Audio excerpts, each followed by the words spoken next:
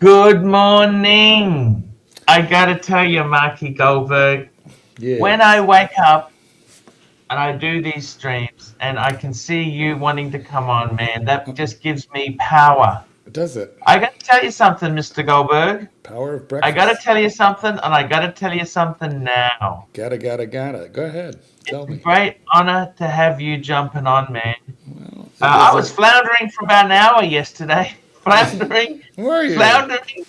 Floundering. I believe that's why I received multiple texts saying "Save Archie," but I was at a movie. I couldn't. That's okay. Yes. No, I got the dates wrong because you said you come back on the 12th, and I thought, oh, okay, but your 12th is today. I got the dates wrong because I just am. You know, I'm in different. Yeah. Let me say to you, man, I've been so disappointed lately. We got our good friend, Cuntrash, Bateman. You know, when Bateman, you know, his nickname around the office was Cuntrash. Cuntrash? Cuntrash. Rash.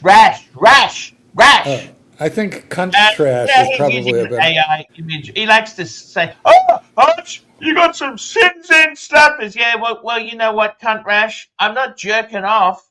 I can see how he's never left. He hasn't got a passport. He's never been anywhere.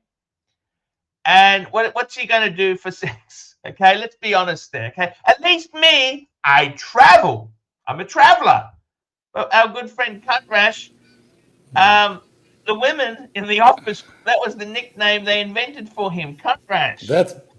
I mean, let's be totally. Where's he gone? I don't know. Hold on, I'm having trouble. What are you doing? Give me a minute. I'm having Wi-Fi problems. Wi-Fi problems. And look who we have here. Oh well, let's fight over. Aussie expat. All I wanted to say is, you know, he criticizes me, but himself, you know what? He's nothing without you. See, at least me. You can criticize me. At least the women in my life, they would have done anything for me. I mean, let's face it. Bateman is like, none of them had nicknames like Cuntrash when they were talking to you. They were saying, what an idiot I was for telling the truth. That's what they said. That's what you've told me, Marky. Without you, he's a door dasher, and nobody knows his name. He's lucky to get a $5 tip on a McDonald's order. But, you know, hey, I don't think you should worry about it. I think you should, worry about Aussie expat and his real estate problems. That's where I think you should really put your focus. Seriously, can I just ask you something? Marky, yes. One thing about you is, okay, you're in your 60s, okay, let's just leave it at that. For the moment. For a little while. You've been around, you've seen business, like me and you, we've both had businesses that were doing fantastically, we made a lot of money, and then they died in the ass. That can happen. That can happen. It can happen fucking fast. Uh-huh. But I just want to ask you, Mr. Goldberg, what do you think of Aussie expat? Swillionaire. He could buy me and you many times over. Yeah. What do you think of his idea? He never wants to buy a house. How does that? Well, I would, if I were him, I would be living in hotels. I wouldn't even cook. I just have room service. But he's got kids, so he needs schooling and stuff like that. But I admire. I love what he's doing. He's not beholden. He can bug out anytime he wants to. I think it's a beautiful thing. Freedom. I'd be in an apartment. You always want to own your own home, like you never be homeless? I'd be in a hotel room. I'd be like hotel to hotel to hotel. Actually, just look on Agoda. Like if you had more than 10 million Australian dollars, yes, would you ever really worry about being homeless? Who are you talking to? You. Like if you had more than 10 million Australian dollars. You fuckface. Would you really be that concerned? Now, let me say to you, I've had a number of businesses. I've done a number of things in my life. And the thing that shocks me is you can go from a period where you are making fantastic money, you've got some stashes, you've got a few collections, you got this, you got some reserves, and I've seen it turn to shit like when I say quickly, I'm talking within 6 months. It's gone. The environment has changed. the circumstances have changed, and you think, fuck, from being a king to being completely. Usually that only happens with leverage and Margin assets like calls. real estate. Like it's very hard to take an S&P 500 heavy account and then say you're effed forever, because that would imply USA is effed forever. That's not. Look, I tell you, if I had $10 million, right, I'll be honest with you, I would be much happier, right? I would be. But the thing is, you know, the funny thing is, I've met many people who have a lot of money, and a lot of them are miserable fucks. And I've met people who are very poor, who are very kind, very generous, and you think to yourself, fuck, maybe the money makes you a cunt. I don't think it can. Like I think the people who are cunts are more likely to make you aware they have the money. That would probably be Goldberg. What's he doing? Yeah. What's he doing? But Archie, I think the issue is that the ones that are more likely to make you aware they have that kind of money, and they're not doing it as an educational thing, like they're just flexing on you, they're clearly more likely to be cunts. You get what I'm saying? It's hard for a poor person to flex on you, and then you have a judgment about all poor people, quote unquote. Looks like I'm only on stream. I should start showing some stuff. So I was almost going to buy. Sorry about that. Watch I've got today. this most stupid mouse. Let me show you this mouse. Yeah. It's got a button on the side. You know what that button is? The back button. Yeah, I mean that's normal. Fuck, that's what I just pressed that by mistake. I was thinking, I'm not going to give you shit. I got to tell you honestly, we've got Chief Tit jumping on. Chief Tit's on. Thank you, Chief Tit. I knew you would love that legal thing I sent you. That was such a great quote, don't you think? That was how funny was that? Did you tell everybody what it was? You must admit it is expensive to pursue that option, but it's quite interesting, you know. It is interesting. It is interesting, but he's right. Look at that beautiful tutor. What tutor is that? What tutor is that? What is that? Yeah, exactly? so I'm going on my road trip, and I've been thinking about this watch a lot, because on the road trip I'm going through like 3 time zones, and you know, back and forth through them, and I could use a date because there's like 48 stops on the itinerary, and I just love my FXD. I just love it. I just want to keep wearing it. It's just, I just want the complication that, but in person, I just love this too much. I couldn't do the trade or the extra purchase. It's like, I just love this too much. It's too but why do you have to get rid of it? You've got, wouldn't you just buy it and that's it? I mean, they're 2 black FXDs. It's quite, you know. Well, show us that one. This one, let me, there we go. There we go. And I just like how utilitarian it is. Yeah, it is, but I'm with Archie on this. It's a similar. different watch. It's a totally different thing. I mean, once a 24-hour sort of GMT style. I mean, these are tutors. These are, you give these away at your end of year Christmas party, don't you, tuners? Well, the GMT is 5,500 before tax. It'd be like 6,000. You can get a discount, can't you? Or you don't ask for discounts? Not at the boutique. Like I've always asked, but it's not happening. Tudor fucking falls through. I mean, I'll be honest with you, man. Tudor fucking plummets like a stone at times. But you know, it does. I think this one, although this is the least loved of all of the FXDs by far, I think this one I could get cash for it about 3.2, 3.3. What is that one? What is that? This one's the US Navy SEAL Team 6 watch. So these are all the FXDs are military issued. This one's for so not the Navy SEALs. This one's for SEAL Team 6 specifically. Dev Gru. It's the only US one. The other ones are French. What the fuck? You know, I was talking to some guys on the on this sort of live chat thing that are punters on this as well, and I bought this recently. Right? You've seen this, Arch?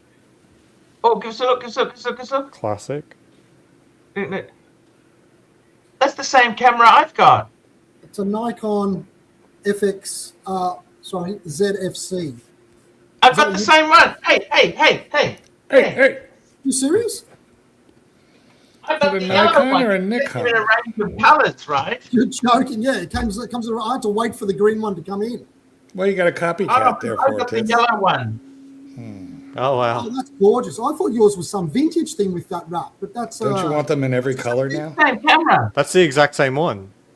unbelievable. It's the exact same And one. I got the 1950s. Do you like that leather Love it. pouch for it? I love it. I love it. It's such a good camera. You know, that's the same company that makes pocket protectors. Yeah. Anyway, You listen, know what I mean? It's just it's I fantastic. got an iPhone. Show me that. Show Takes me the perfectly colour good underneath. pictures. sorry. Show me the color underneath the protector a bit, so I can see the yellow. Oh well, it's the yellow. See? You said it is. That's gorgeous. Wrecked them. Damn near killed them. How much? And did you get many lenses? I've got about 4 lenses with. I bought 4 lenses. I got the one that came with it, the kit one, and then Yeah, I got, that's what I've got on it now. This is the big kit Yeah, one. you got which is the 50 to 250. Chief Tits But is Yeah. bigger. I've got an adapter to allow the F connection for the older big lens there, boy. DSLR ones. So I'm going to get a couple Oh, of things. okay. Yeah. I bought the macro one, Chief Tit. Oh God, that's about $1,200 all by itself. Yes, I bought that, and I've also got the street photography one. There was a what was it? 28. There was a something? 2.8. It's just a Yeah. prime lens. I bought. Yeah. I've got 4 lenses in total. Fantastic. I love it. I love it. I've been looking at. So I think you've got to get the macro. You know what, Chief Tit? Yeah. Chief Tit. I don't use it. I haven't used it terribly much. No, But you've got to buy that. You've got to buy the lenses. absolutely. Guys, Especially don't worry, they're gonna custom talk about photos. pens next. They'll be talking about pens soon. It'll get exciting. Sorry. Sorry. But anyway, listen, I wanted to get onto something about this because I've got it, like in the kitchen, I took apart all this sort of stuff yesterday and got it all out. I only got it yesterday. It came in the box. So I've been waiting for the green. Anyway, Yeah. I got into this conversation about boxes and papers with watches and all that sort of shit. And I was talking to Timely about it. And there's this sickness about box and papers with watches and how they add value. And you know what? There's so many nice watches out there that are naked that are sort of getting ignored because they don't have this box and papers bullshit. And half the time, the box and papers are stuff that somebody's just bought separately on eBay. Do you know what I mean? Yeah, Well, that the was box, me. That the was box me. might be, but Yeah, but even the booklets. There's a lot of the booklet can be the booklet and books and the booklets. It used to be. Listen, it used to be if you bought the watch naked, it was worth about $500 less in Rolex now specifically. Okay, but now it's $1,000 to $2,000. Exactly. You know, it's a heavy penalty for not having the box. It's pretty fucking stupid. It is stupid because you don't wear the box and you don't wear the paper. So I have a naked Pepsi and I'm very, very happy with it.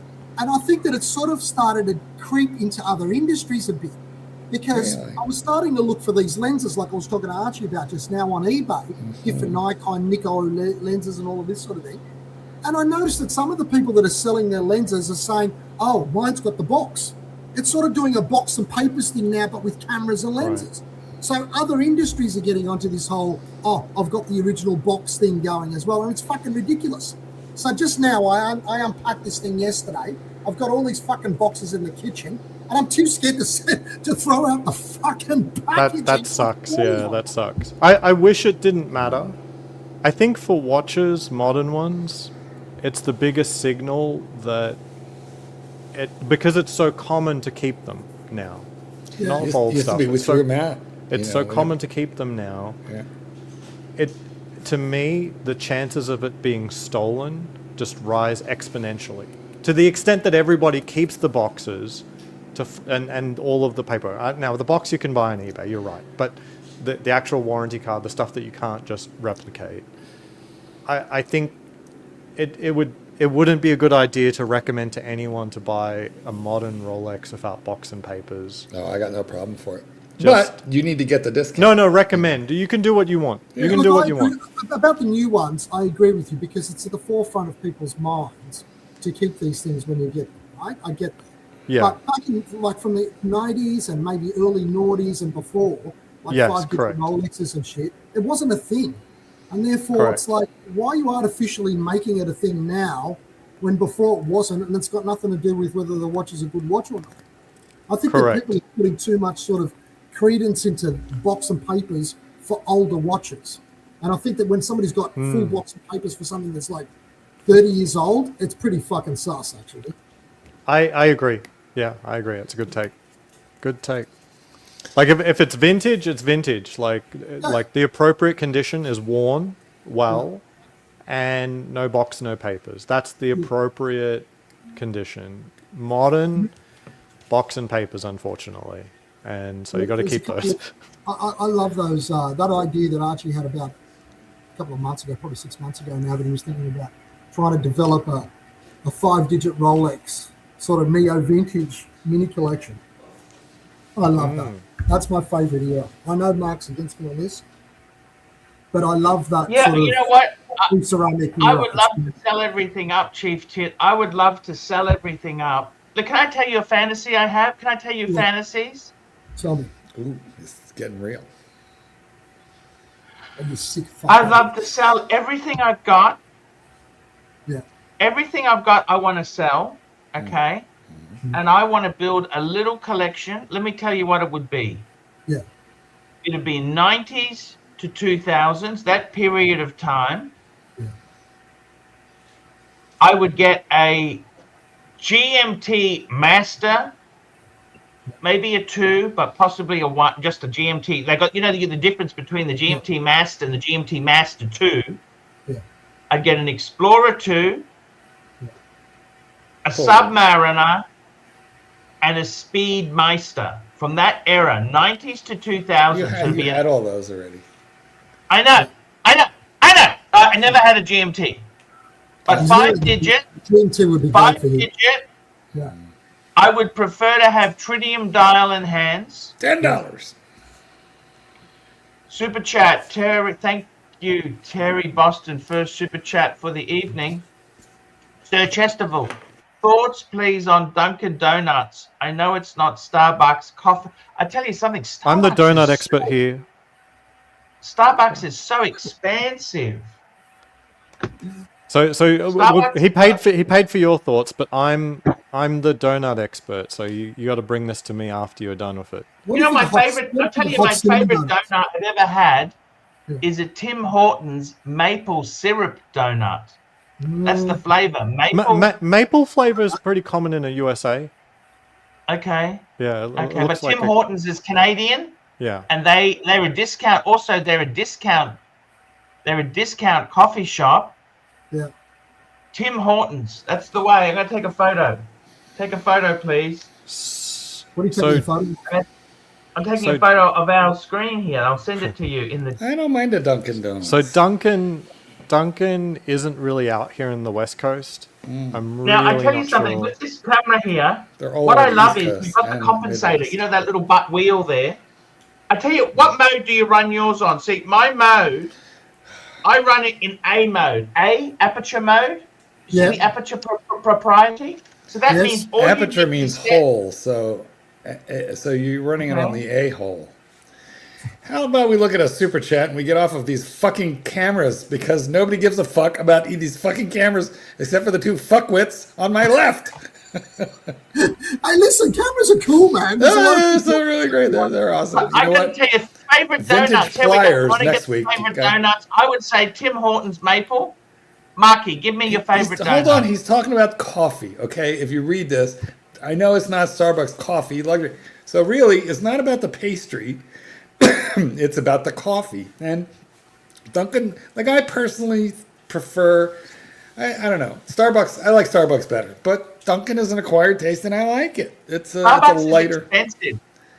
Starbucks, you know what? It's getting expensive. Dunkin' is a lot cheaper. It's very and Starbucks. And you know, the Starbucks worst is thing cheaper. at Starbucks is those collectible toys. Oh, They're Jesus, so dear. The kitten loves that shit, though. I mean, as you, of course, well know.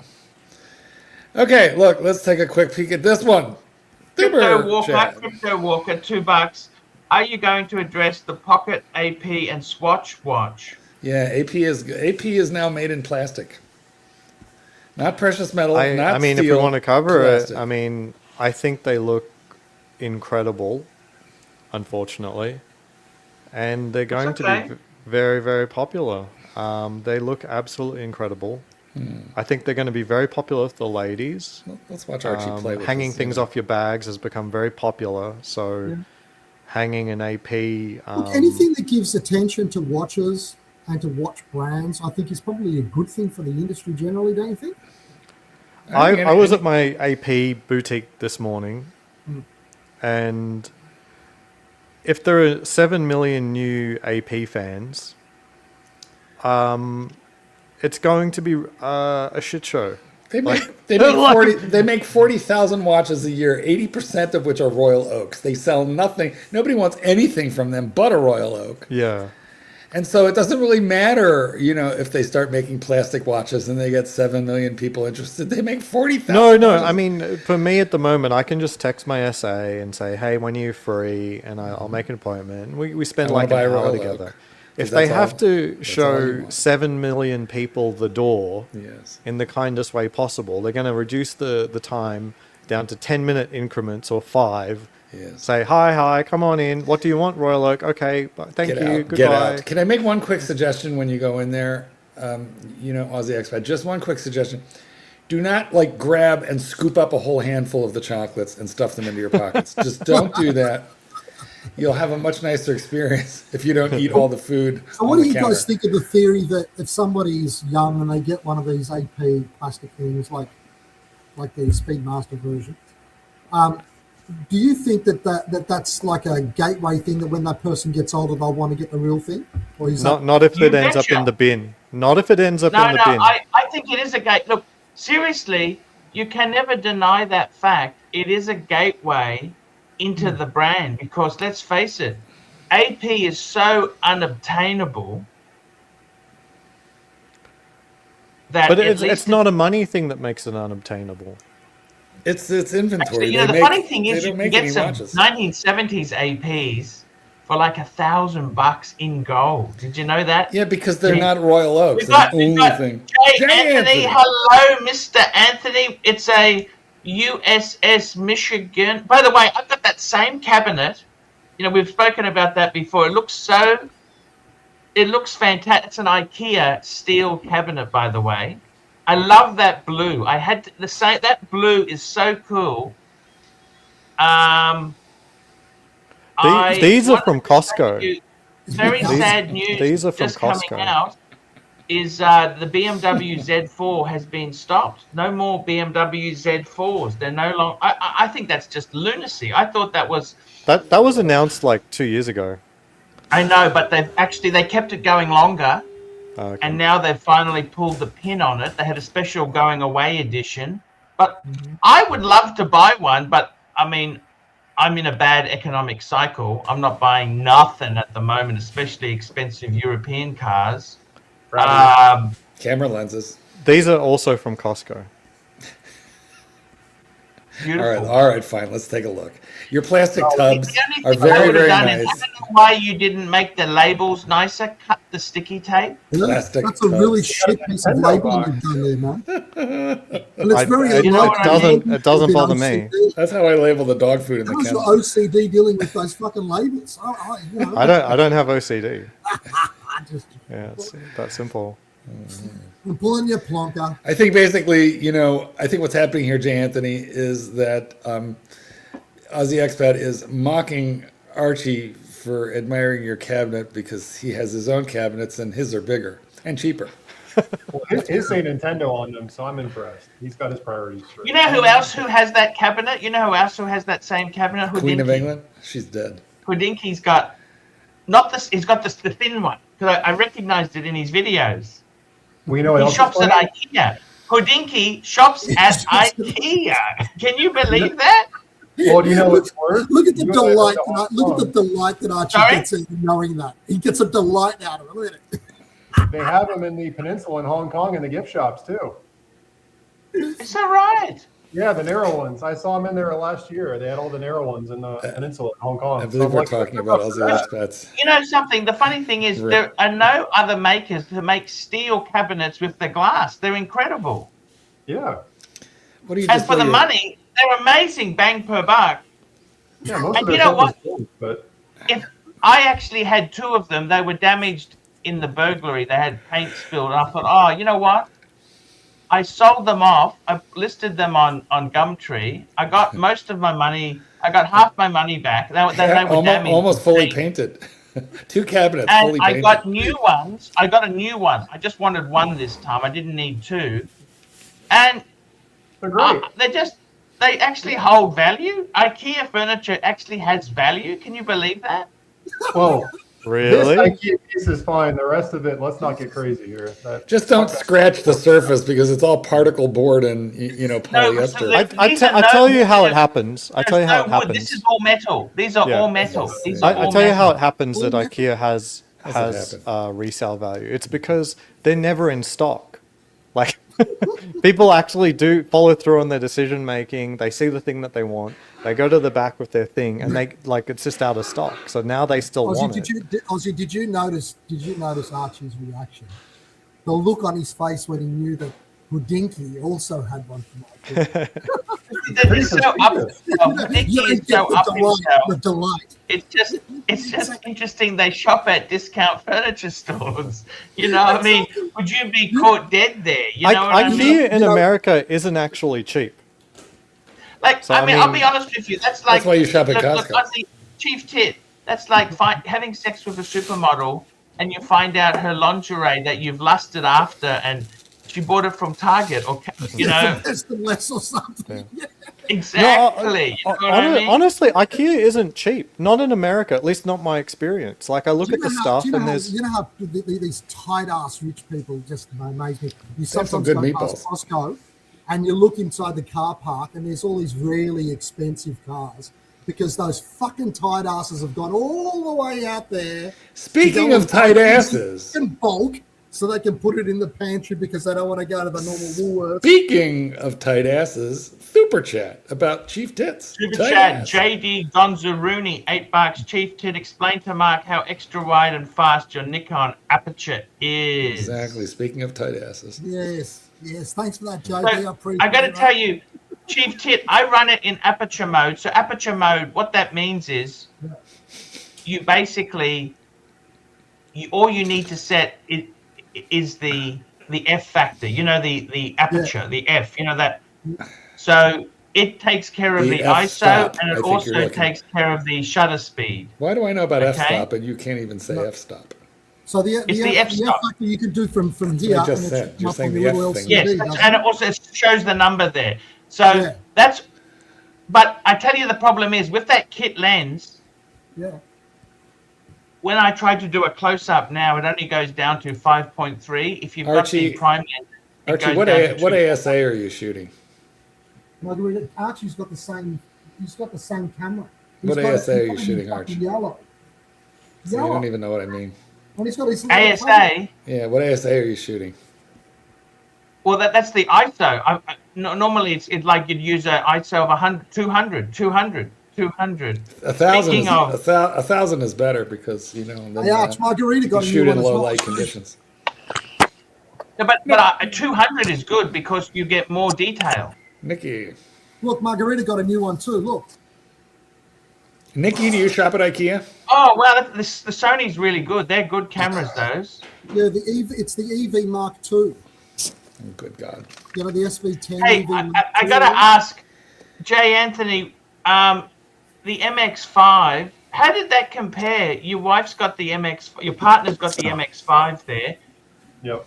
Do you consider that, like, it's not about the engine? It hasn't got a huge turbo engine. It's just a 4-cylinder, but it's very light. It's very light. Like, really, it's the smart man's Lotus, don't you think? I honestly do agree with you. I mean, it has 190 horsepower. It's 2,000 pounds. It runs a 14-quarter mile. It's as fast as any car needs to be in traffic in the U.S. I mean, my other cars are, well, the Bronco, no, but it's too fast, anything faster than that for traffic. You know what the problem is, though? In American traffic, the other trucks are so heavy that you have to be able to not just get bounced away like a golf ball in a traffic collision situation. It's not like Europe, Which is the MX-5 that you like the best? Because they had lots of different iterations about the body look. He's got the current one. Hey, I tell you, Chief Tit, my favorite. Okay, so just to, I'll answer this quickly. Jay Anthony, his wife has got a white one, and it's the ND. It's the MX-5. It's the model is called the ND, which is the current model. My favorite MX-5, I had an NA years ago, which was the first one with the pop-up headlights. Yes. That came out in 1989. Yep. I love the NA. I never liked the second one was the NB. It looked a bit too... the purists like the NB. Not even the speed one? You didn't like the Mazda speed one even? Not even the Mazda I love speed? the C. I love the C. I love the C. He loves But the C. problem is, those Cs, for a good C, it's almost the same as a D. I'd rather get a newer D than an old C, wouldn't you? I think. Are you a C cup, Chief Tit? We're just trying to talk about your barrel chest. Not a D, Where's, actually. have we seen Narc? Anybody seen But Narc? you know something, Chief Tit, did you know the Mazda MX-5 is such a cool, people criticize it, but it's such a cool car. Fiat brought out an arbor version of the MX-5. That's an MX-5 underpinnings. Mind you, it's got that shocking Italian engine in it. You'd want the Mazda engine. You're talking about that little Barchetta? The engine from Italy, it just makes it less reliable. Exactly. You're talking about the Barchetta? Alfa Romeo was going to do something with the MX-5. I don't know if they did do it. Did they do The one advantage you get with the Fiat in Europe, is that you get the logistics are good. Italy has good logistics. Same with Skoda from the Czech Republic. Those two cars, Fiat and Skoda, they got really good logistics. Nobody buys Fiat in Italy. You know, they want BMW. The Fiat you're talking about is called a Fiat Barchetta, and they're beautiful. They're very, very nice. They're very good-looking cars. I love it. Oh yeah, and Narc actually made like a gold level appearance. I think like all day yesterday. Oh, I'm sorry I missed them. If you go back and watch it, the whole stream is hilarious. I actually saved it in like a comedy folder. It's so funny. Nice. I'll have to look. Hey Archie, I put in my Explorer 36 for service today. Good on you. The new generation. So yeah, amplitude low. I Like don't in know. 180, to get down. It's still under warranty, but it's I like 130. Yeah, it's last day of warranty is tomorrow, so I got to put it Gotta in. rush it in there. So would they? Does that mean you have to pay for the service, or what's the? No, go? it's under warranty. Smart. Yeah. That's really low. Okay. Yeah, it's crazy low, but timekeeping was actually still pretty good. It was only like I gotta tell you, negative Nick Miller, you gotta get a 2.3. fucking Rolex, man. You need a 36 mil Explorer. That'd You know be what fucks perfect me for off? You know what fucks me off is that the logo, it used to not have the bottom part of the. This is such a small tidbit, I know, but the logo used to not have the bottom part. This used to be a half semicircle, kind of with like a smaller inner part. Now it has a hole. So now it looks like an actual crown, but before it looked like a sunrise or something. And then I'm like, Nick, oh, Illuminati. Nick, originally you said you wanted one of those, what was it, the Bath Escape, that blank. Yeah, no, I have I got a fucking ball. What's it called? I reckon, Nick, you just get a fucking Tudor. Get a Tudor. I have to be true. I have to be true, man. I have to be true. For dive washes, just get a Tudor and wear it, man. I know what you're saying. Trust me, I know. Do you guys remember when Archie had the same conversation with the homeless guy? Guy's living in his car, and Archie's telling him, "Well, so what do you got?" Get a Tudor, man. That's what he's saying. Get a Tudor. The fucking guy's living in his car. That guy. Let's hang on a minute. That guy. Let's just clarify. He had a Patek, and he had a big inheritance that came to him. Yeah, except for he blew it all, sold it all, lost it all. He's living in his car. You told him to buy a Tudor while he was in a fast food restaurant, and he only showers twice a week. Because he doesn't have a shower in his car, and you told him to buy a Tudor. He was a bit rigid. That guy was a bit rigid. I just feel like you could have been more sensitive to the unhomed. You know, I've got a lot of respect. When he was 40, he married a 27-year-old Japanese jazz singer. That is cool. He is an interesting guy. That could be cool or not. But that's a PT session I've got to go to. But that is so cool. See ya. Bye. Chief Tit, honor having you, man. Enjoy your camera, okay? Thanks, man. Thanks. I'll try and jump on tomorrow. Bye. Enjoy your episode. Yeah, see you later. Mark, I big think old you'd lens agree of with me, yours. Mark, on this. Big, thick lens. if you're living in a car, right? Yes. Wouldn't you leave the state to like Alabama? Like I would. That's go to, what like, we told him to Mississippi. do. He's in a high cost of living. He's in Yes, LA. It doesn't make any sense. Go to Idaho. Go to That's rural Idaho. Like find anywhere. Listen, the gentleman has got. That's exactly it. What you said It doesn't is make exactly any sense. It. When It you go doesn't- to you get a Idaho better or job. Mississippi, Missouri, you Actually, can buy Idaho's something. pretty- You would find a job. People want to hire you. There's a lot of places that are in a deficit of people. Yeah, you know? no, I agree with you, and that's what we told him to do. He's in LA, which is one of the highest cost regions. People Who are you are talking about? fleeing it. It's a tech I forget his sector. name, but nice guy. The guy who eats at Jack in the Box every day and lives in his car. And he's LA, a process server. LA used to have Hollywood. That's now like drying up. You know. No, it's weird, but you know, like Seattle has some of the most homeless people in the country. he's the LA working has poor. some of the The- most the homeless fellow people is in the the country. working London has the most homeless people in the country, respectively, in England. It's kind of funny that these high cost of living places actually attract the most homeless people. Yeah, London was a mess. Like it was there a couple months ago. I can't believe how much it's fallen. Like phone theft was rough.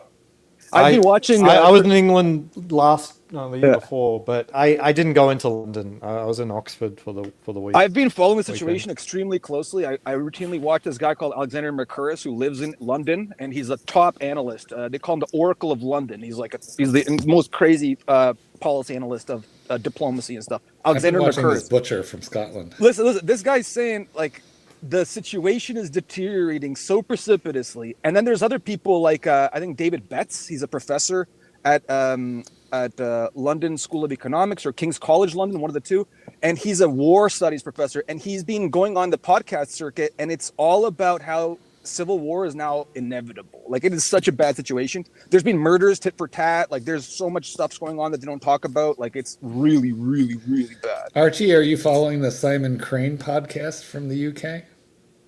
What happened to Simon Crane? Tell me what's said, going on there. What the fuck? Is he back? What? Simon Well, Crane. he never really left. Archie, let me catch you up on the conversation that the panel's been having for the last 5 or 8 minutes. They're talking about, I know you were a little busy and distracted.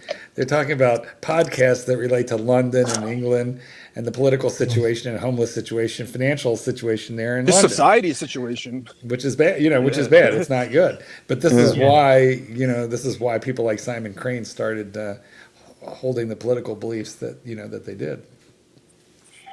Well, you know what's going to happen is if shit actually kicks off, a lot of people who are moderates, who are independents, who are even leftist and liberal, it's going to coalesce around ethnic lines. And there's a lot more people are going to be like, well, there goes Buddy, went to the other neighborhood and they fucking, quartered him and tortured him. And now I'm going to be with the white supremacists because that's just who's not going to kill me. That's what's going to happen if that stuff happens. You see this here? This is a big stack of extended mags. Yeah, keep them Well, loaded. in America, we have our little friends.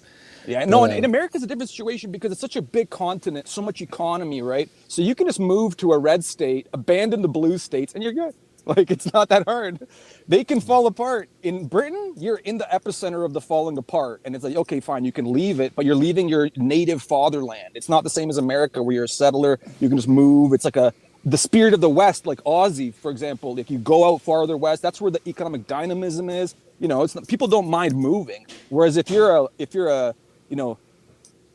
20th generation Englishman, you're going to be pissed if your situation's just falling apart like a blue state is.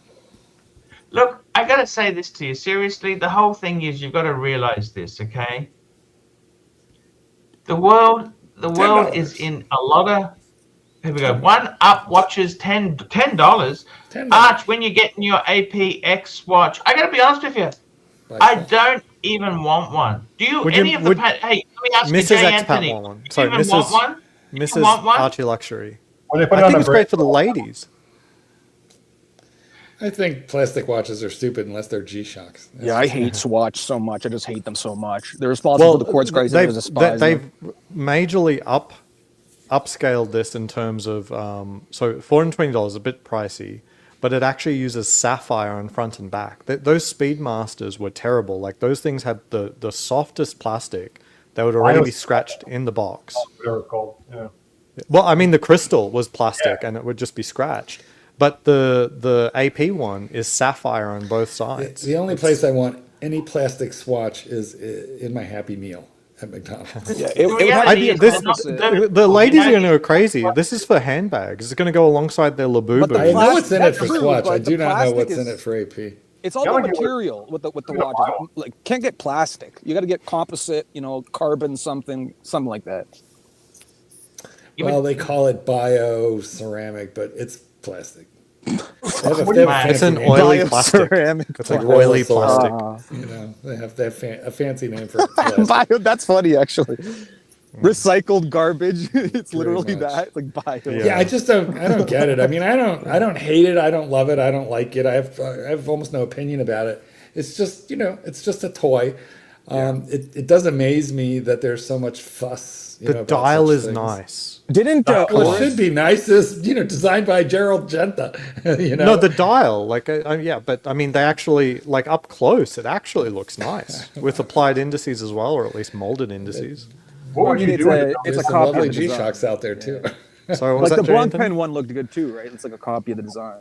I wore that. I tried that one on because one of my buddies bought that one, and it's surprisingly decent. The Blanc Palm one, like the bezel action is surprisingly decent. It's just that they're plastic quartz That is watches. right. At the end of what the are we day, it's a doing? plastic Blanc Palm. It's not a $15,000 watch. It's a $200 watch. If you could have a bit stronger plastic, like seriously, and like actually, and then you have a replaceable, like fixable movement, even if it's Yeah. quartz. The main thing that makes this like extremely objectively detestable is the System 51 Yeah. being only good for like a year or two and non-serviceable. That's just like you're talking about $500 plus the modules. And Is it only a it's- year or it's two? I thought so- it was longer than that. Are you sure it's only a I've year heard people or two? talk about 6 months Ozzy, and they it's won't do more- anything about it. And they I won't do have one anything that's about 4 it. years old that still runs, and they said it was serviceable, but the back is plastic. The crystal is like glued onto the back of the movement. So how they take it apart? I have no idea. That's funny, actually. You say that. They're gonna dunk it in solvent to service it. I'm on a metal case. Yeah, I guess they kind of wrote the glue. I mean, listen. Let's be honest. It's garbage. It's fun. Garbage, and there's nothing wrong with that. Yeah, but they should be selling, instead of selling that at like Swatch boutiques, they should be selling that at like Hot Topic or Claire's, where the little girls go to get their ears pierced. Every time I hear Swatch, I literally cringe. It's like an evil megacorp that like owns all these brands and just sells these quartz shitters. It just pisses me off. This is going to be popular enough with all of the ladies that go to AP, and they're very fancy ladies. They've got very nice bags, and they're going to be annoyed that their AP boutique is not going to sell them one. And I'm not being facetious. I'm telling you, they don't want to go through the Swatch bullshit to get one. They have a good relationship actually with AP. How many They ladies would collect like watches? an AP thing on their bag, Super sticker. and they're not going to be able to get one. Super sticker. Aussie Expat. Super sticker. Thank you so much, Mr. GMT. Stay sexy. $3. Thank you. Thank you, Mr. GMT. So, My wife wants the white one. As simple as that. She wants the white one. I think it's kind of rare to have a woman that's into watches. Like your wife is actually into her Rolex that you got her. But that's stuff unusual. like that. That's very Yeah. unusual. Maybe I'll bring up for the the white bags and one stuff, on the but screen now. Share screen. Share screen.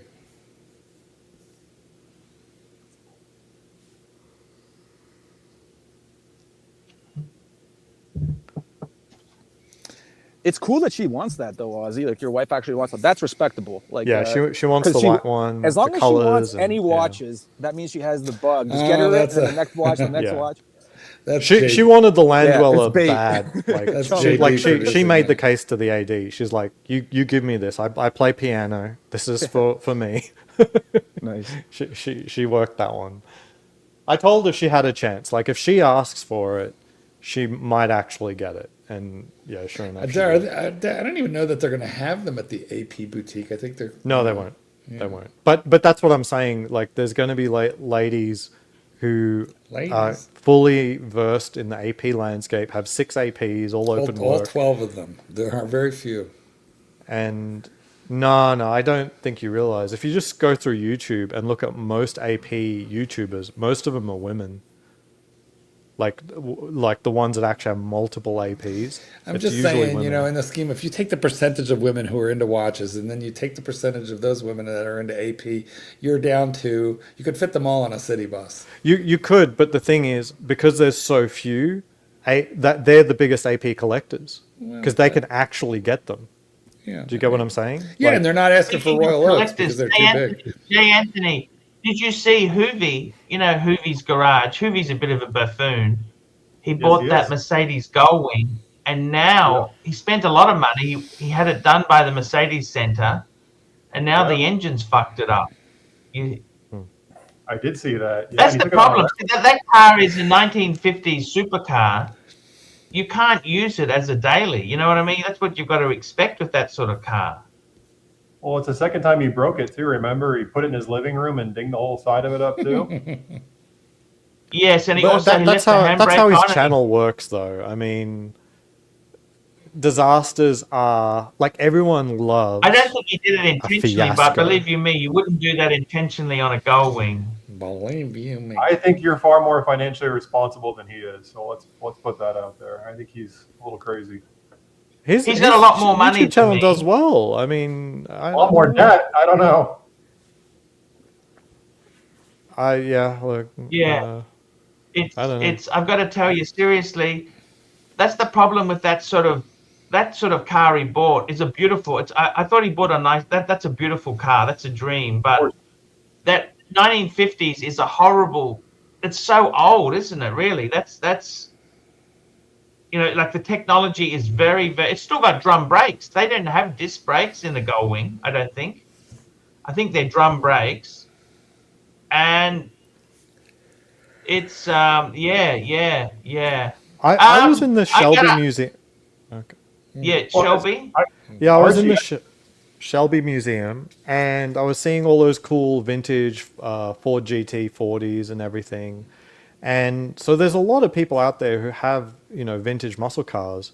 But I was talking to my friend, do they actually have vintage rubber to put on these vehicles? Because rubber makes a huge difference.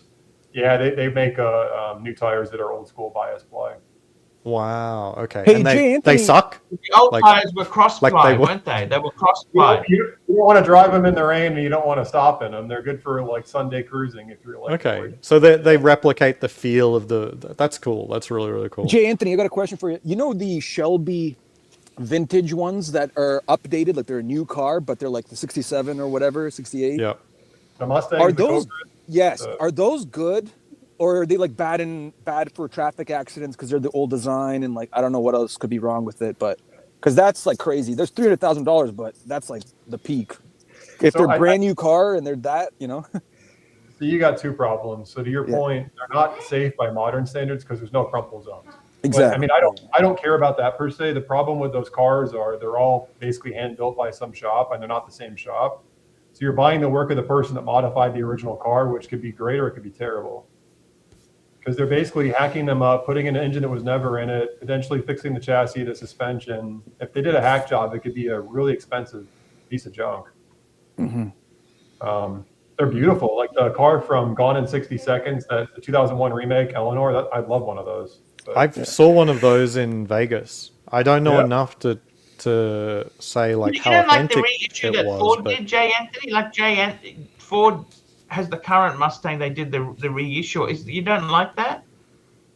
I do like it. So I honestly looked at Mustangs recently before I bought the Porsche. I looked at a GT350R because I like the flat plane crank V8, and I looked at a ZL1 Camaro. The Mustang has gotten so damn big. It drives like a full-size sedan at this point. I like the older ones. So like to me, after like 2010, they're just, I don't know. Have you seen the new 911s? They've gotten big too. I hate them. Hate them. My old boss just bought one, and it looks like a beached whale to me. They're pretty big, yeah. They're way too wide. They're like as wide as a Dodge Charger or something silly. It looks dumb to me. If you see them in traffic, is it because they want different driving dynamics, or you think it's safety or what regs? They're doing is they're doing it for the Nürburgring style of those, like that kind of racing. You know, when you get the GT rate, whatever they're called. GT3. Yeah, there's a certain type of racing that's like those higher end cars, and they all kind of look like that, like a wide. I think your point too. I think a lot of it has to do with crumple zones and safety and aerodynamics and all that. But it's not about making the car drive better. I can tell you that. I tell you what, Marky, I like your Genesis. That is a sexy car. You can put dogs in the back, leather in the front. What more do you want? I tell you also who was driving Genesis? Tiger Woods. Yeah, the Genesis SUV. Yeah, GV80. But he crashes everything he gets. Yeah. Whatever it was worth driving. It must have, the driving dynamics are good enough that he's like, I will do it. He was a Tudor ambassador. Remember, he had the Tiger. Yeah. Tiger Tudor. That's right, the ambassador. Tiger Prince. What the fuck went wrong with him? What's wrong with him?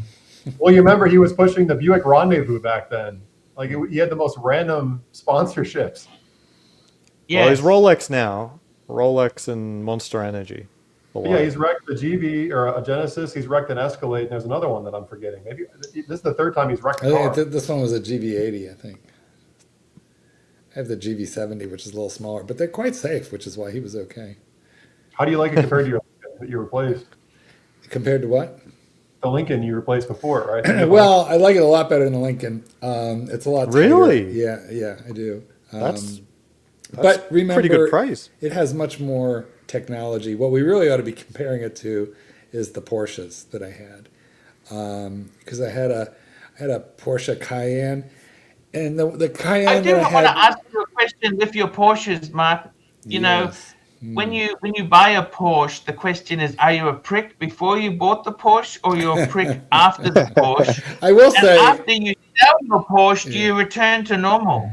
The answer is yes. You return. You no longer get the nod. You no longer get the nod. But Porsche's just a soccer mom car brand now These days, especially with their SUVs. But I mean, I mean, not especially. I mean, they're mostly SUVs. They're mostly soccer mom cars. Well, that's all brands. They are. Mainly SUVs is the big seller for all car makers. BMW, Mercedes. You know, the sad thing is, I watched a video in Australia, and there was a guy, it's a YouTube channel called Jerry Sells, Asian guy who does car sales.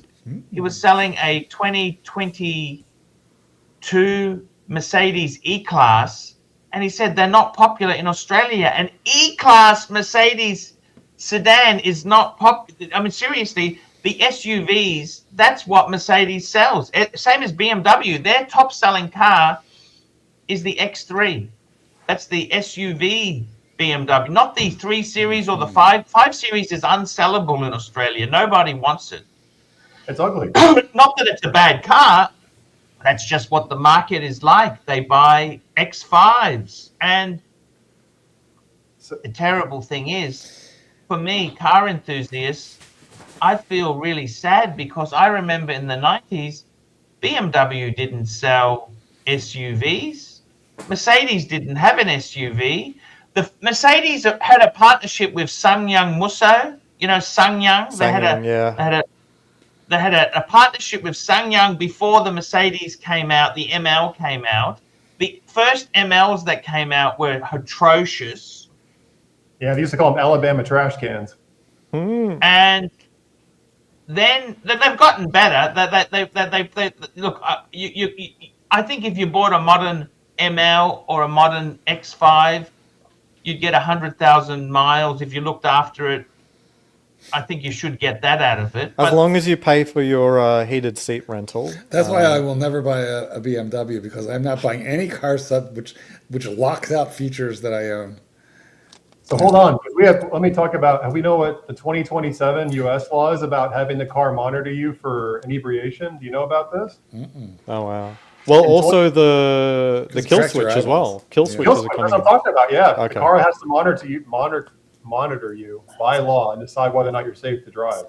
I just thought the kill switch was there for 3-letter agencies. I didn't realize that it was actively to be used.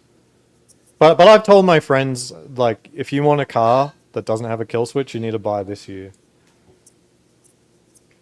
Yeah, they're Also, using the heads-up display. The heads-up kill display switches, watches they your eyes. use them if you don't make your payments. I think they can turn the car off.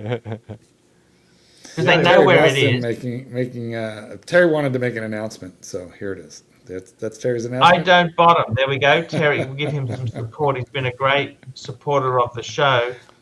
I got to tell you something, Jay Anthony. What's happening with your collection there? What's happening? You still got the President, this 18238. Yes, sir. You still have the Calatrava Yep, it's in Geneva. 5196. Yep. What else is new with you? Nothing watch-wise. I still have the Bluesy, my Explorer Nice. 2, Yeah. my Yachtmaster, my Speedmaster, and a bunch of other random stuff. Which Yachtmaster? It's the platinum rose lore mix. Oh, yes. Platinum dial before they changed it to a painted dial. Cool. Very cool. I'll just show you there, Jay Anthony. This will bore everybody else, but I'll just show you. This is my current collection there. There you go, 5 watches. Can we pause real quick? Because your 2. tradition is going really well right now. The market's up. Because I went to buy one for $13,000. Your brigade tradition is going up in value. Because I almost bought one for 13, and now they're selling for 17, 18 all day. Nice. Okay, fair enough. That's investment. That's still a lot under the ticket. No. You know, I kind of happy. You know what I'd like to add if things pick up? I'd like to get a Reverso in there. Which one? You used to have one. I remember it. Yeah, I had a grand date, but look, Didn't I'm you have not a tribute. picky. I would get a tribute. Actually, I love the tribute. Actually, I'd probably get a tribute, to be honest with you. Black Dial tribute. The other thing I'd like to add is Breitling Super Ocean Heritage. I'd like to add that on a shark mesh. That's easy enough. Did you have an orange one? Yeah, that's not expensive. It's not expensive. They're not ridiculous. Second Bang hand. for buck. They are good value. They are nice. Yeah, value. yeah. But I got to be honest with you. Watch market is. I don't think it's going back to the times we had a couple years ago. I think that was an anomaly. I don't think it's going back to that. Very strange. You know, the big thing that worries me with watches is that people who need people. You've got a liability. When you've got 10 watches, you've got to service the fucking things. You know, this is a big thing. And Pavel's being a bit of a cunt there, Pavel. Pavel, I mean, why say something nasty? You know, just nasty cuntism. Just nasty. Pavel's being a bit vicious there. You know, Federico says you should. Federico Talks Watches says you should service only like every decade, or if even that, he'll service. You service a watch when it starts doing something weird. Yeah. And you know. Yeah. No, I agree. But I mean, if you're says. coming up to the warranty period, like I am on a few of my pieces, If there's something wrong, then yeah. you got to pay attention and look for it. Because, I mean, you miss that window and then you could end up needing to service 2 years later when you could have serviced it when it would have been free. Oh, 100%. Why not? Aussie, 100%. Do it. Yeah, you're smart. I got to tell you, Jay Anthony, the cars, you happy you got rid of the Z? Yes, I'm glad it's gone. You got the Porsche, you love the Porsche. I do. Yeah, I do. You got the Bronco, you got the MX-5. Yep. We've got Snake joining us. Bring him on. Mike! Mike! Mark. Archie. Hey, Mike. Ozzy. Hey, Jay Anthony. Hello, Nick. Hey. Hi, Hey, John. Mike, how you going, man?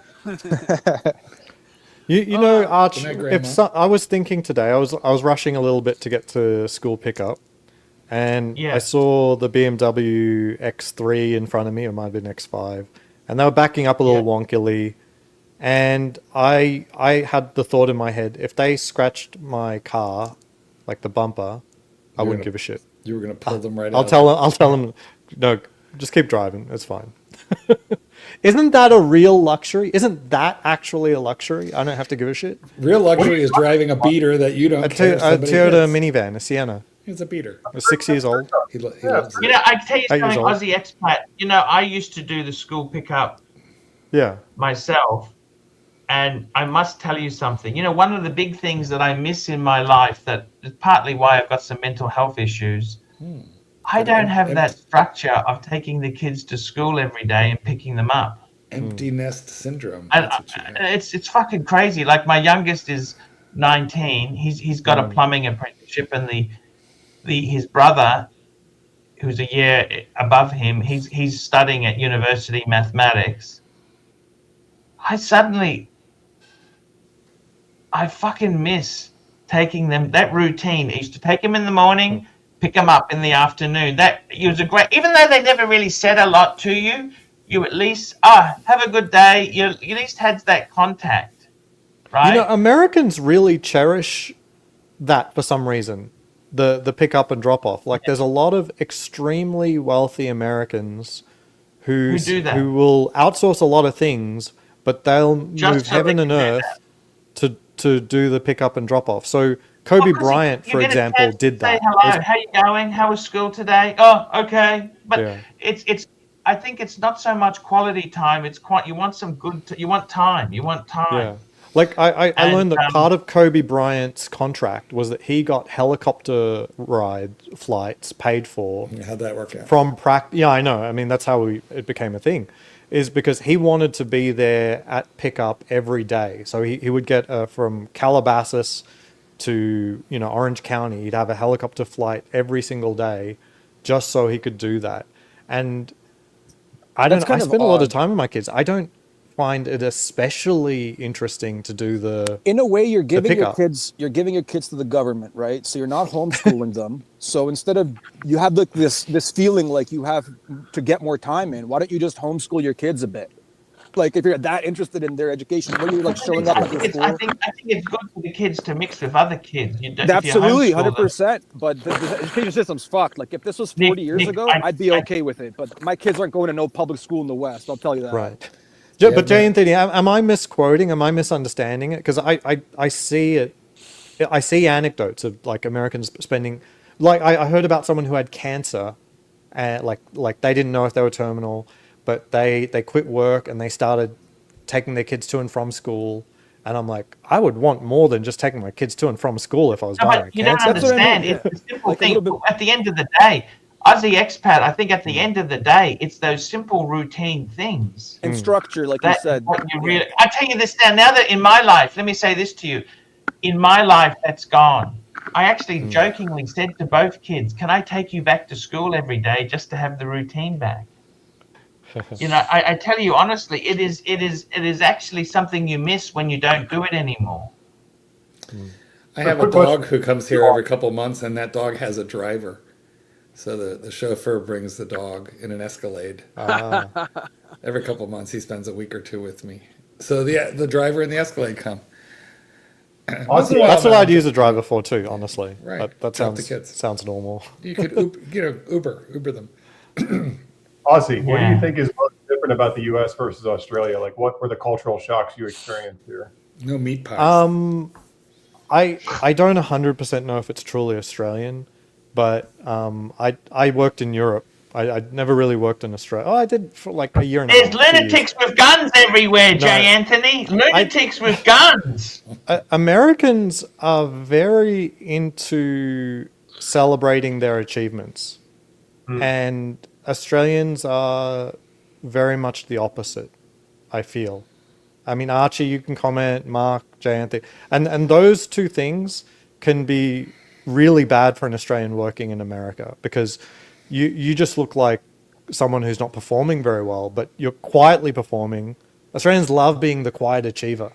They love being the quiet achiever. They don't Archie's willing to celebrate a lack of it. They don't like being complimented, even, most Australians. So what do Americans do to demonstrate that? Now, I had a job. They'll send out an email saying, we just launched a blah, blah, blah, and it's got this metric, blah, blah, blah. Like, they literally, it's Christmas card newsletter. I get you. I hate that shit too. Yeah, different work situations are different though, because I had a job as a machinist at the knife company, and my job at times was to like machine screws for 8 hours, little tiny screws to the 10,000ths of an inch.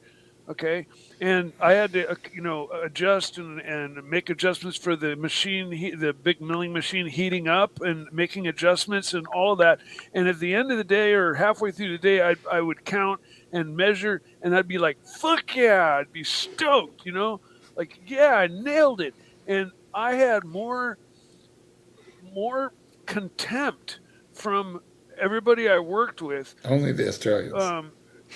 Just because I was stoked about doing a good job, and they were just like, yeah, everybody does that, And Let me tell you the difference in our politics in Australia. our right wing in politics is called the Liberals. Okay, our left wing is Labour, right? So you think, fuck, what the hell? So our right wing is Liberal. They're called the Liberal Party, and our left wing is Labour Party. Yeah, but the word liberal is supposed to be spawning from libertarian, like that sort of idea of more freedom and stuff. You know what like the most that, important thing with that, Ozzy, the I'm a most important libertarian. thing, You guys like it? I don't know. No, like Liberal Party in Australia is absolutely not libertarian. They're the ones who actually took all the guns away. The Liberal Party. they're like a British. no, It was the right wing that did it. Yes, yes. But just like the Nazis did. There you go. Ooh. But okay, Ozzy, what the most important thing is that America has a business culture. How could he have thrown that in there, Mark? How did we let that get in there? That's just ridiculous. I mean, at the end of the day, I think the whole gun debate is kind of stupid. It's in our constitution. You're not going to get rid of them. So, you know. Well, Australia has a queen. So if you have an issue with your government, you can lament to the Queen that something is wrong. Actually, you don't have a queen. You're allowed to date. I only ever swore to Queen Elizabeth. I never replay. It would be illegal for me as an American citizen to pledge allegiance to another country's head of state. The Queen is dead. Long live the King. So my allegiance might have fell when the Queen, passed. So it is what it is. Yeah, anyway. no, England and America. Australia versus America. Arch. Let me tell you this. I got to say this to you. Australia versus America. It is a huge shock.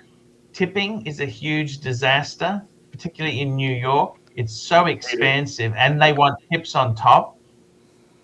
See, in our country, American came out here. Actually, this was Doc BBW's sister came out, and she said, everything's so expensive. I said, yeah, that's because the minimum wage is $24 an hour. Okay, that's why you guys in America were making that a slogan to have $16 US minimum wage. Well, that's what we have here. Let me say this to you. Australia itself, we are a very small country. Sometimes, you've got to realize this. We have a population 1/10 of America. We're in the 20s. The population is 20 millions. I think 27 million or something. America's 250 million. I got to tell you, the big thing is we're 300 plus million. You have some amazing synergies in America. You actually have all the cars in America. They need to get volume. All the European makers, they basically say to America, we need you to be a volume house. And then in Australia, they say, this is our chance to make some money as a luxury market. Look, so what you find is a lot of stuff is so much more expensive here, not because of taxes or tariffs or whatever, although that does help a bit, but it's mainly because the car maker decides to peg that product as a luxury product. Okay. The other thing is, I tell you this here, Australia itself, the funny thing is, I looked at the taxes, Aussie, I look at taxes in America and Australia. By the time you calculate your state taxes and your federal taxes, America really isn't the tax haven I thought it would be. Singapore is much more friendly. Did you include the standard deductible? I think you might not have included the standard deductible. The brackets are a little wonky. Well, yeah. Australia certainly isn't cheap. But I must say, if I had a choice, I don't understand why you guys don't all move to Alabama or Missouri, just to buy a nice big ranch there and just live happily ever after. Have you been there? Europe has about 450 million people. Yeah. America's got 340 million. But the difference I've been to Colorado. I like that. Colorado and Alabama are very different places. I've been to Talladega County, Alabama, where they have toilets in the front yard as flower planters, and they have couches and refrigerators on the front porch. I don't think you would like it. America has megalopolis cities that the economy is focused around, and they're only in particular areas, and they're very attractive, especially in the periphery. They're very sprawling. So if you're away from those economic nodes, you don't have access. It's very sparse, like he's saying in Alabama, for example. But America has 50% greater economy than all of Europe. And Europe has more, hundreds of millions of people more, like 150 million people more, 100 million more. So America is this crazy concentration of wealth in the large metropolitan cities that doesn't exist as with each other. Like it's like in a grid pattern. And, you know, you can't compete with that when you're just like a coastal civilization like Australia or what I even find Europe. is so sad in America is, you know, Flint, Michigan, that used to be a General Motors town. I'm really disappointed. I'll tell you one thing. I've worked at big corporate. I worked for Kellogg Brown and Root, KBR. And I'm disappointed with corporate America. Corporate America has really let me down in the sense that they only have loyalty. They want you to be loyal to them, but they don't give you loyalty in exchange for your loyalty. I find it really, really sad that America has become so fickle. I find it sad that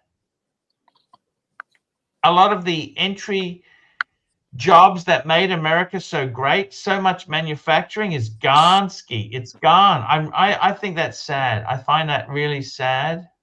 It's changing. And AI, I look at AI, the IT industry, I can't fucking see a damn thing. IT, Aussie expat, you tell me on this. A lot of the entry level, like what's happened I think is, it's changing. I think it's changing. So I called a bottom on the software engineering market about like 2 weeks ago, or maybe 3 weeks ago. I think the number of job listings is going up, and prospects in a year from now will be hunky-dory, I think, for software engineers. But Okay, I mean, I'm only commenting on that. I mean, you're talking because what about it's IT. done is because they got rid of all these software engineers, they've gone and said, well, I'll do help desk, I'll do support. So those jobs have also become very hard to obtain. It's a horrible flow-on effect. And Well, you want H1Bs. to talk about Michigan? Because I know all about that. So I Sorry? got to run. I got dinner. It's a pleasure to see everyone on. Hey, Ozzy, thanks for coming, man. Sorry, what were you saying, man. Jay Anthony? Michigan, Ozzy. tell us. I actually had a full scholarship to go to Kettering University there, which is the old General Motors Institute College. It's a good school. And I toured Flint and I said I could never go to school here. But it was Buick City, to your point, where they made all the Buicks for General Motors. And the union had a third request for salary, for benefits, and basically to get paid to unscrew light bulbs. And so GM said, screw you, and got rid of the jobs. I think I agree with you. It should never have happened. And it's sad, and it's now a disaster area. But I think two unchecked groups said F you to each other, and the town lost.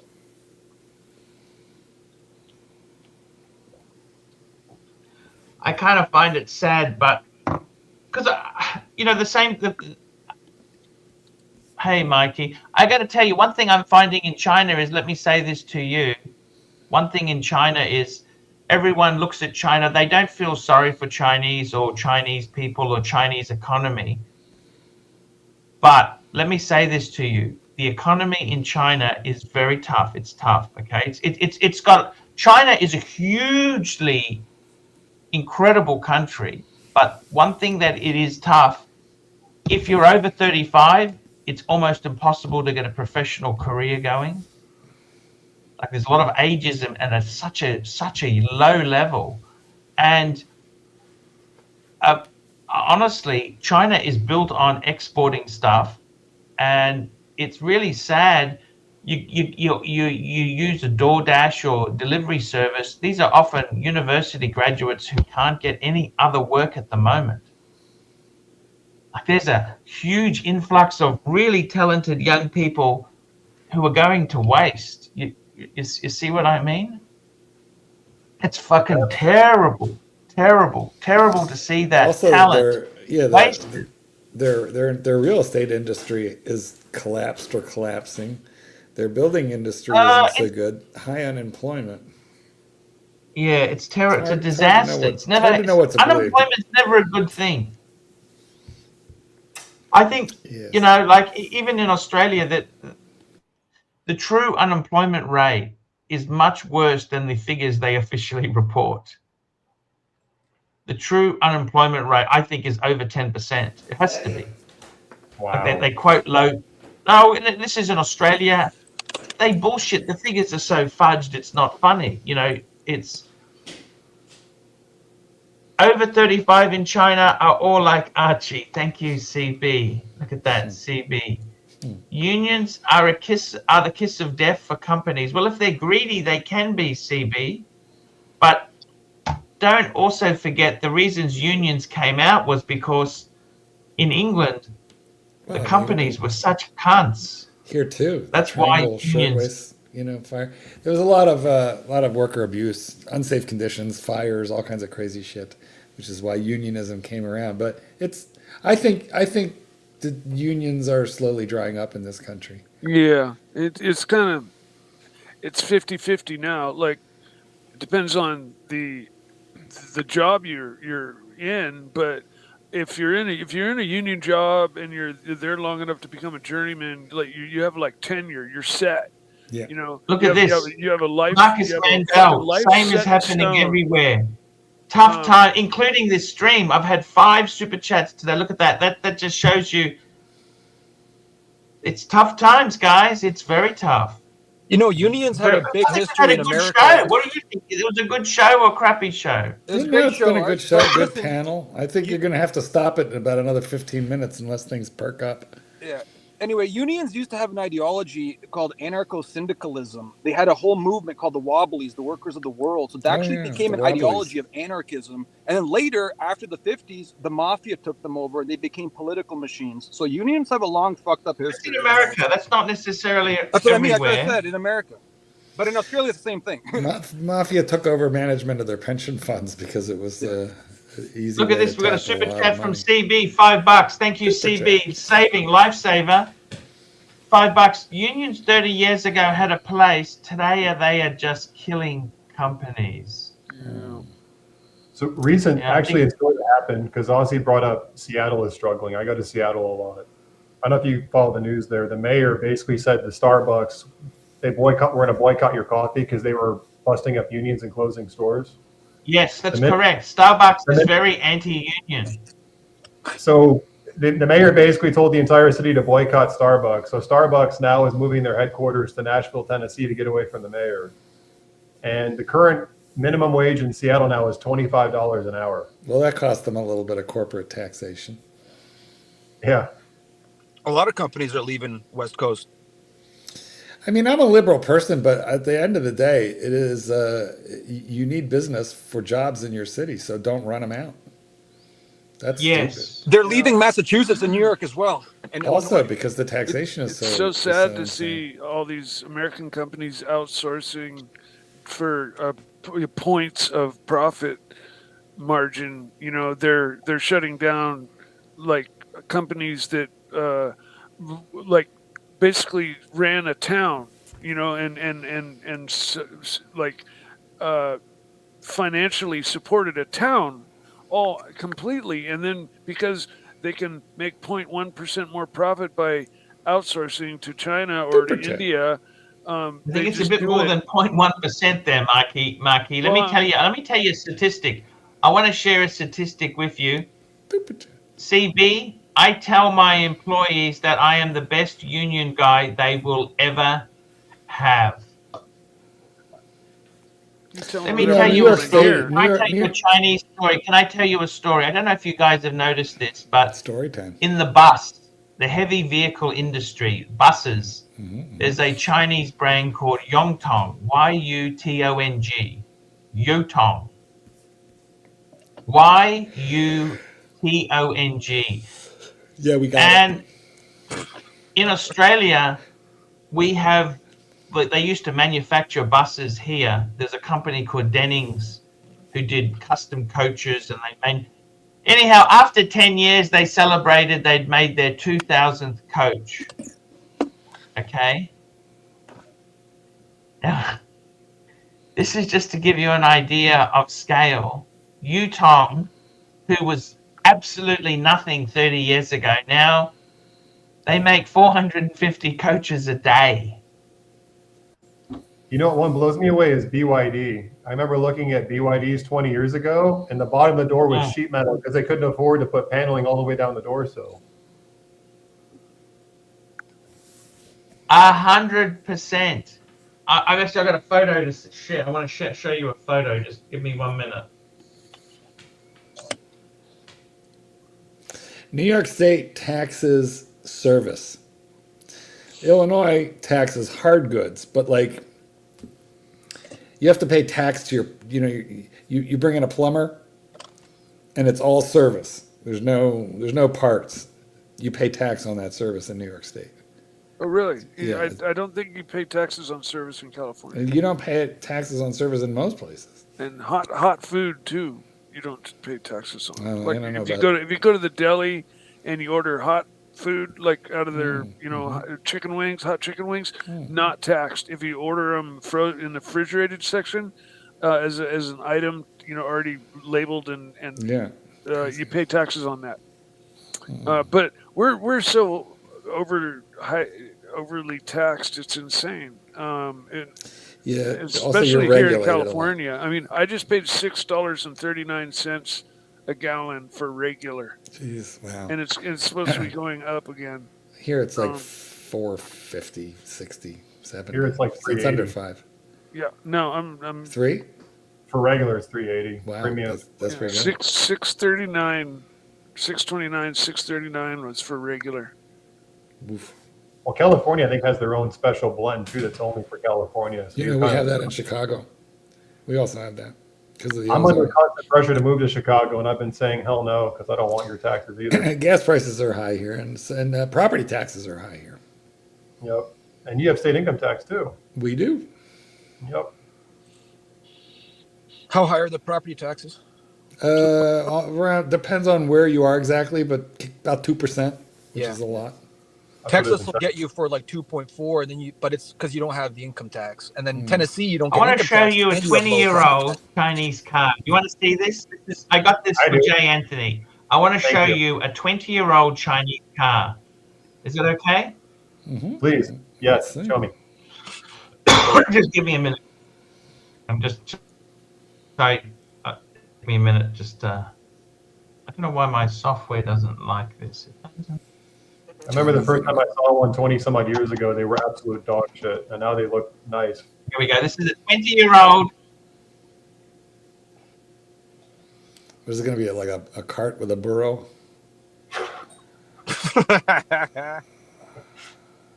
Hey, Korea used to be poor, and Italy and Sweden, then they all got rich in the 20th century. Oh, yeah. I forget these things are called.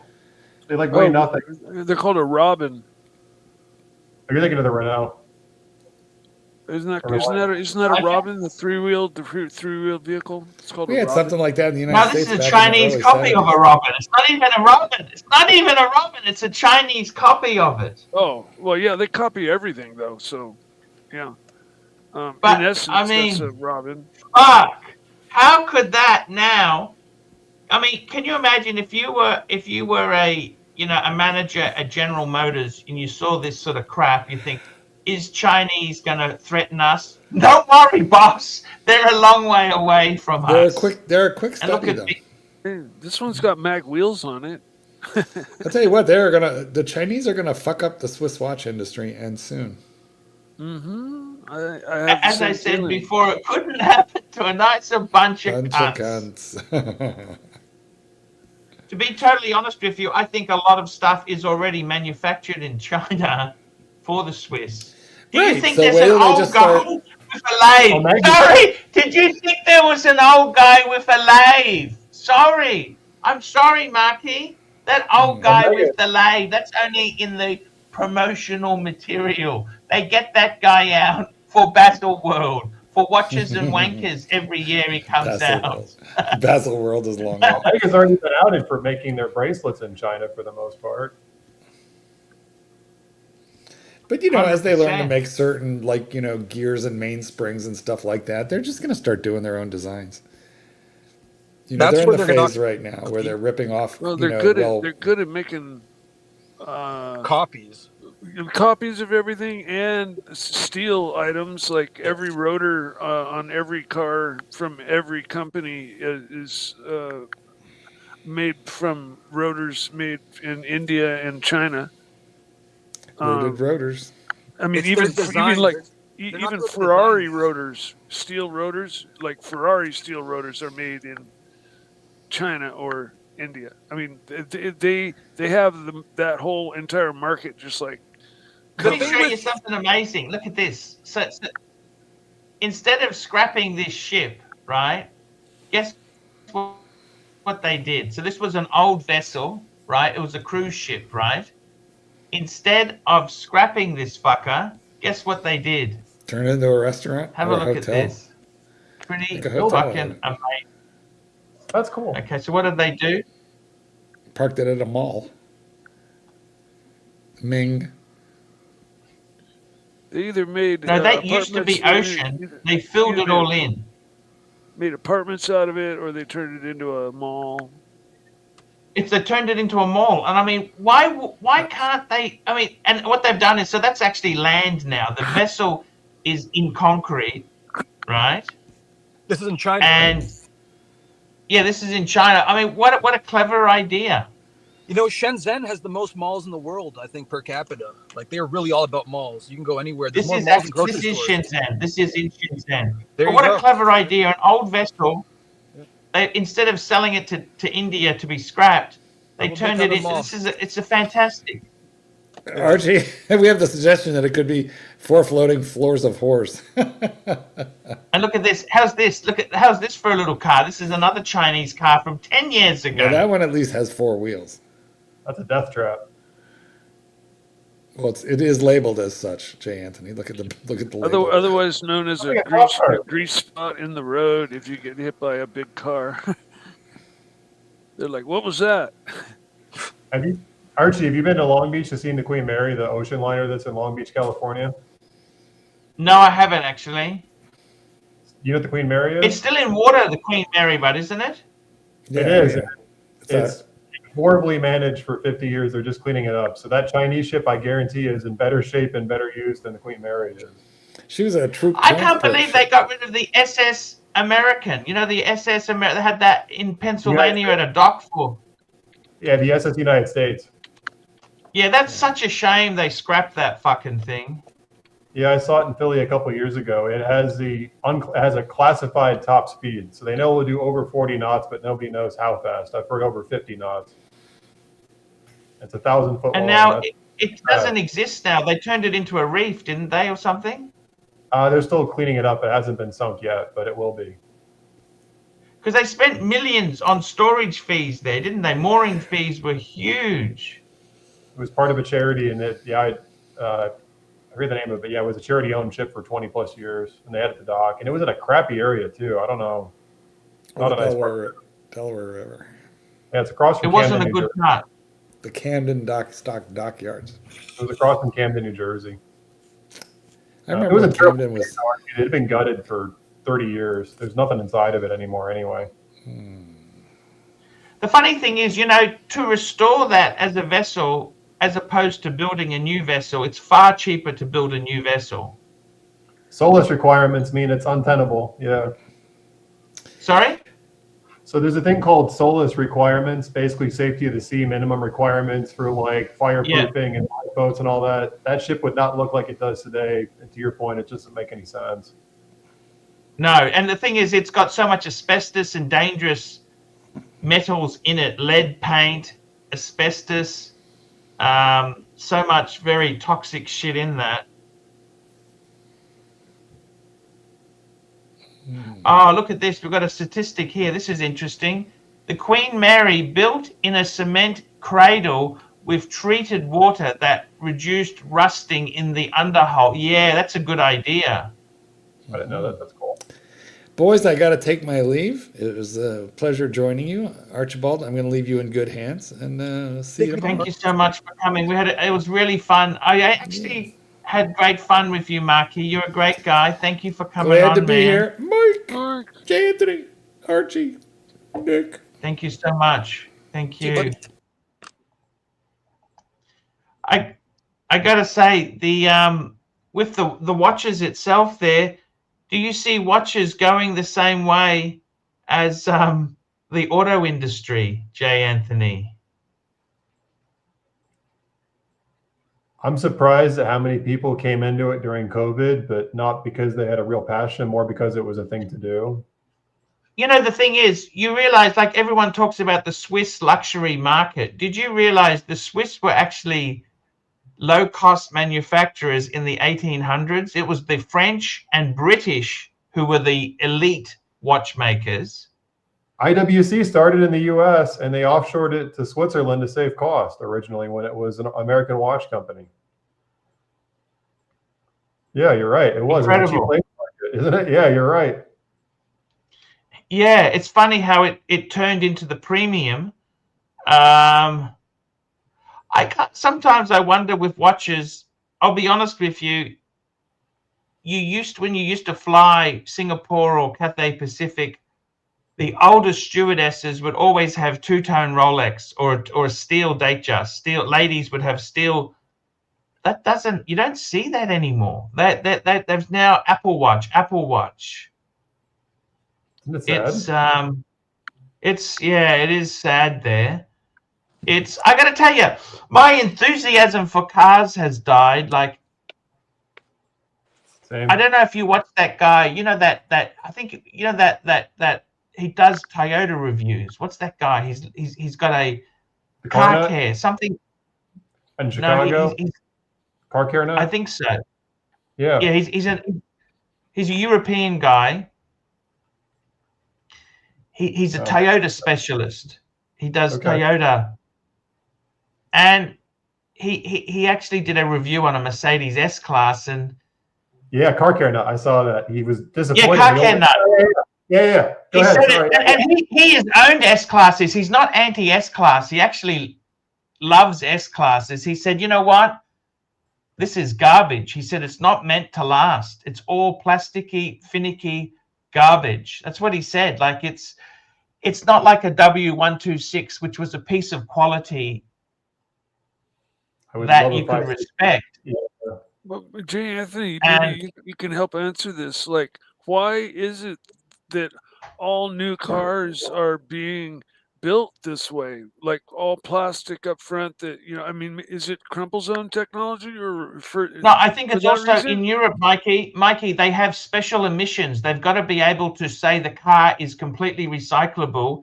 The cheapest way to make a car recyclable is to use plastic because it can be cut up into little bits. Because I mean, I'm a motorhead used to big car frames and you putting your motor in. And don't forget too, every kilo you save, it gives you more fuel efficiency. Sure. But like shifting into this new car era where like the whole front of the car is one big plastic piece that pops off in 3 minutes. Same with the back bumper of the car and it doesn't. That's actually not a bad idea. That's actually okay to use plastic for that. I think that you don't agree. Yeah. Oh no, I love it because they're cheap to replace. And don't forget too, everyone talks about chrome. The expensive cars used to use stainless steel. They didn't. Chrome was actually a cheap option. Yeah, because it's plated. You're right. But yeah, exactly. It was just plated. It was crap. Yeah. The expensive cars had stainless steel.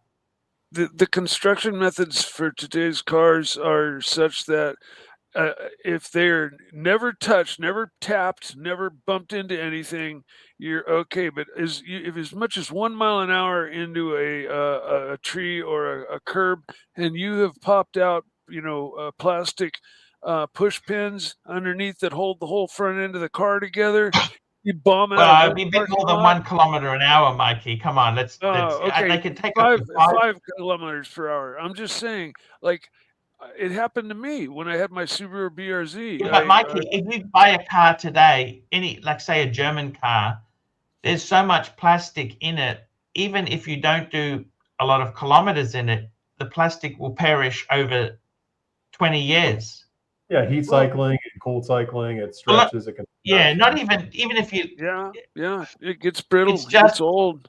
Cross-linking.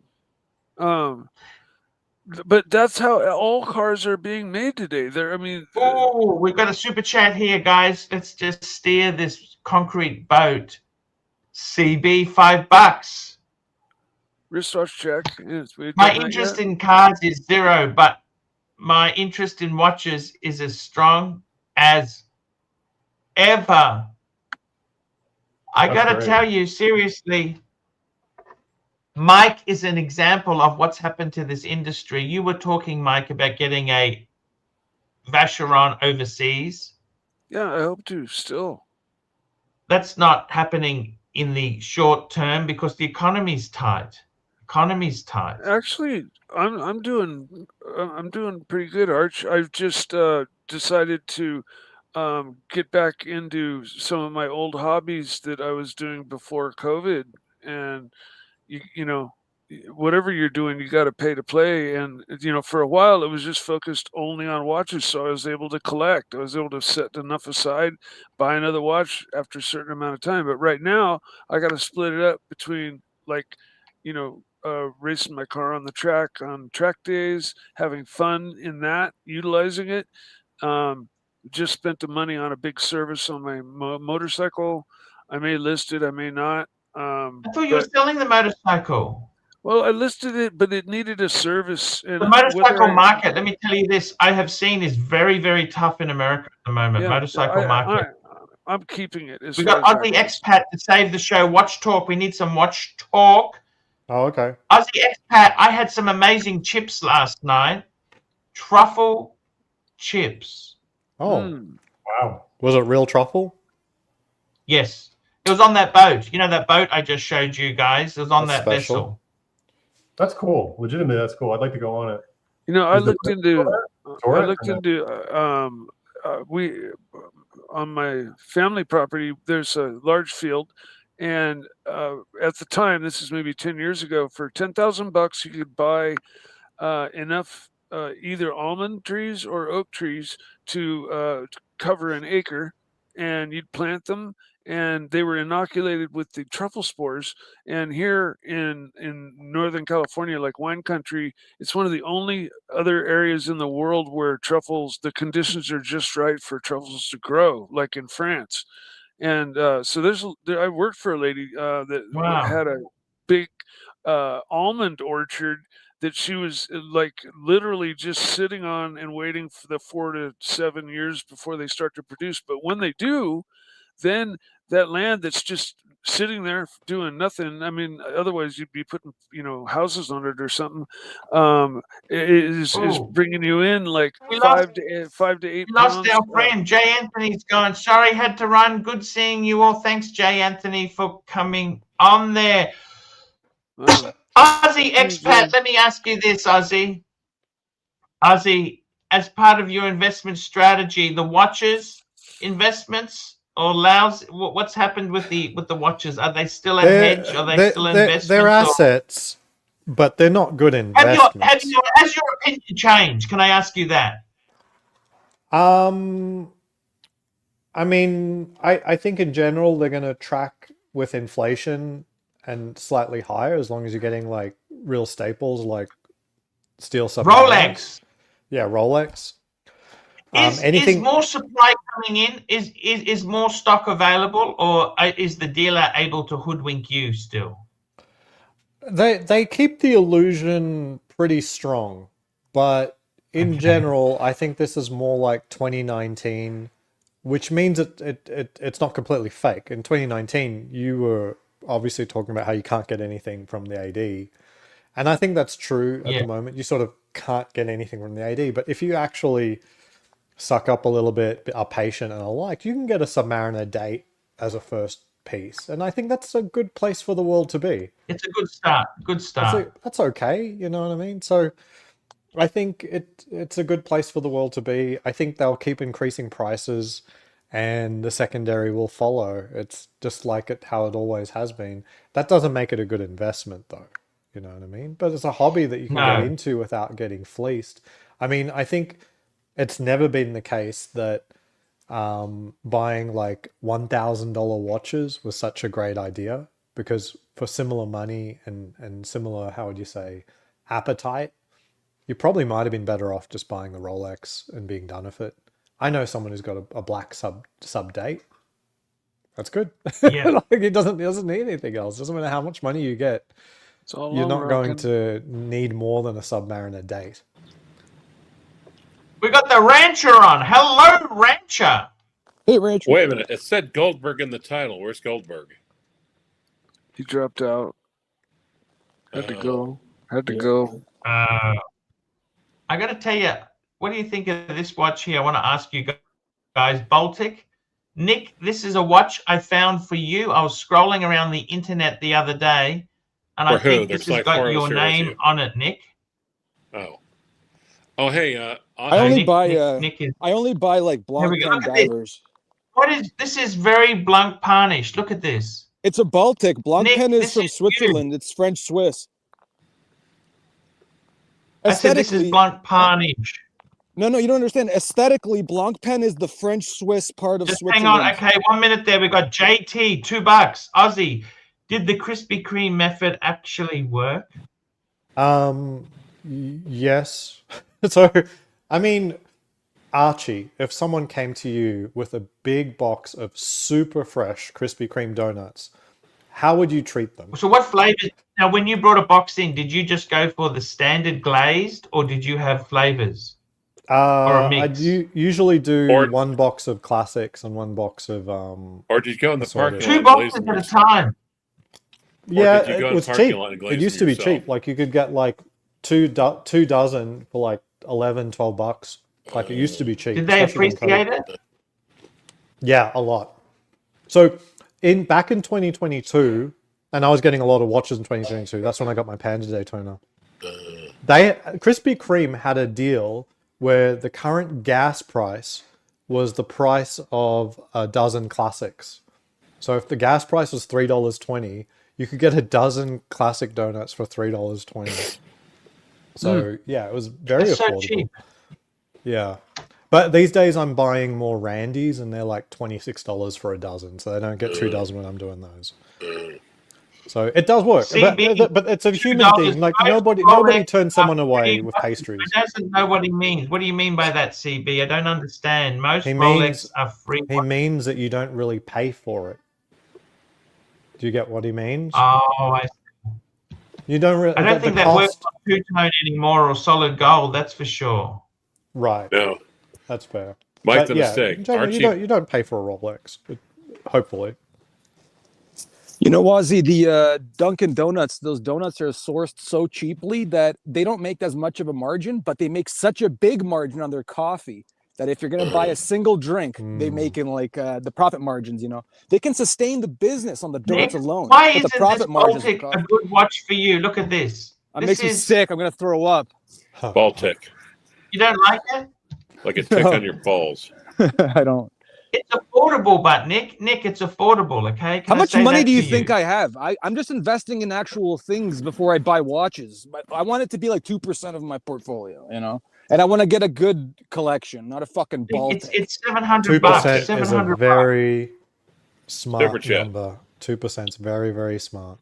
Well, if you allow yourself some fun money, there's Seiko makes a number of great models that in the $500 to $800 Gonna read range. that super chat anytime soon, or or we just super chat? Super duper chat. We got a super chat here. CB. Oh, sorry, this is CB again. $5. The difference between VIP and non-VIP is that the dealer send gifts to the VIP. Non-VIP brings donuts. That's fair. Do you get VIP gifts? Yeah. Do you get VIP gifts? Do you remember that penguin I got? Yeah. Oh, yeah, that's a Rolex penguin. Yeah. No, so I think they do a good job of never really letting you know how important you are. They want you on the verge of thinking you're on the blacklist or you're actually a VIP. You're like, they never really let you know how important you are. That's a really good point. I think they learned that from Hermes, and Patek does it too. By the way, I'm really starting to love Mike the Mistake. He's doing some superior trolling in the comments. You know where that comes from? I think it comes from like Venice. I think those Venetian masks and their balls, and they fucking played all these games with people, the oligarchs and shit. So they fucking mastered those techniques.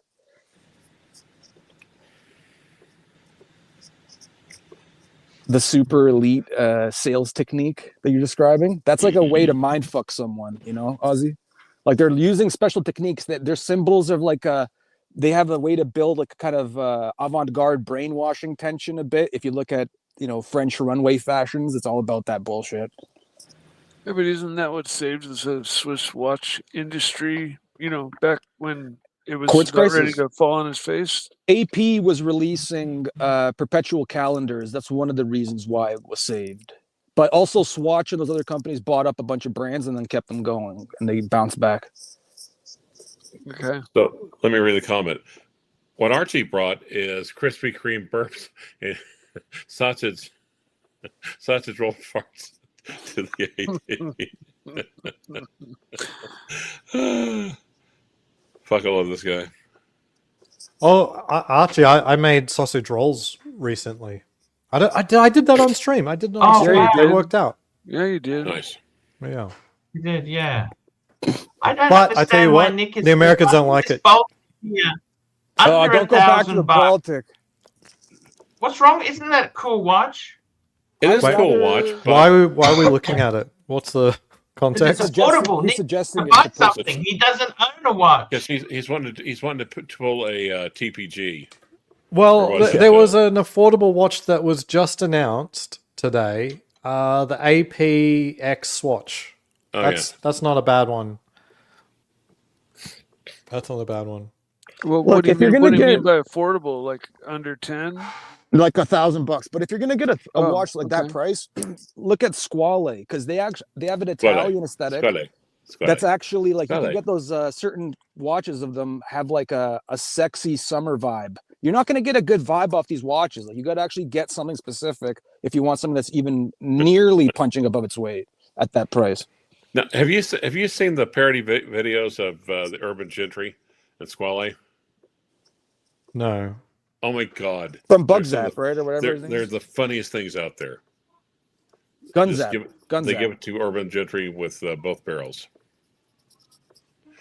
Actually, you should probably stop what you're doing, watch the video now, then come back. That's how good it is. So Archie, when the Moonswatch came out, I did interviews of people in the line the morning of. Should I do that again for the AP release? You can do anything. You going there to get it? No, I would like to get there to get it. I think you're gonna have to line up 2 days in advance. But I can certainly interview people in the line and see what kind of scallywag characters are doing this kind of degenerate stuff. Okay, Mike's a mistake. I'm actually. You reckon there will be a line for the AP? It'll be huge because now there's precedent that these things are worth more than what you pay for. There'll be scalpers galore. When I did the Speedmaster thing, there were quite a few people who had Rolexes on. Scalpers? But this time around, it's going to be pure scalpers. It's going to be a nightmare. It's not a good look. It won't be a good look.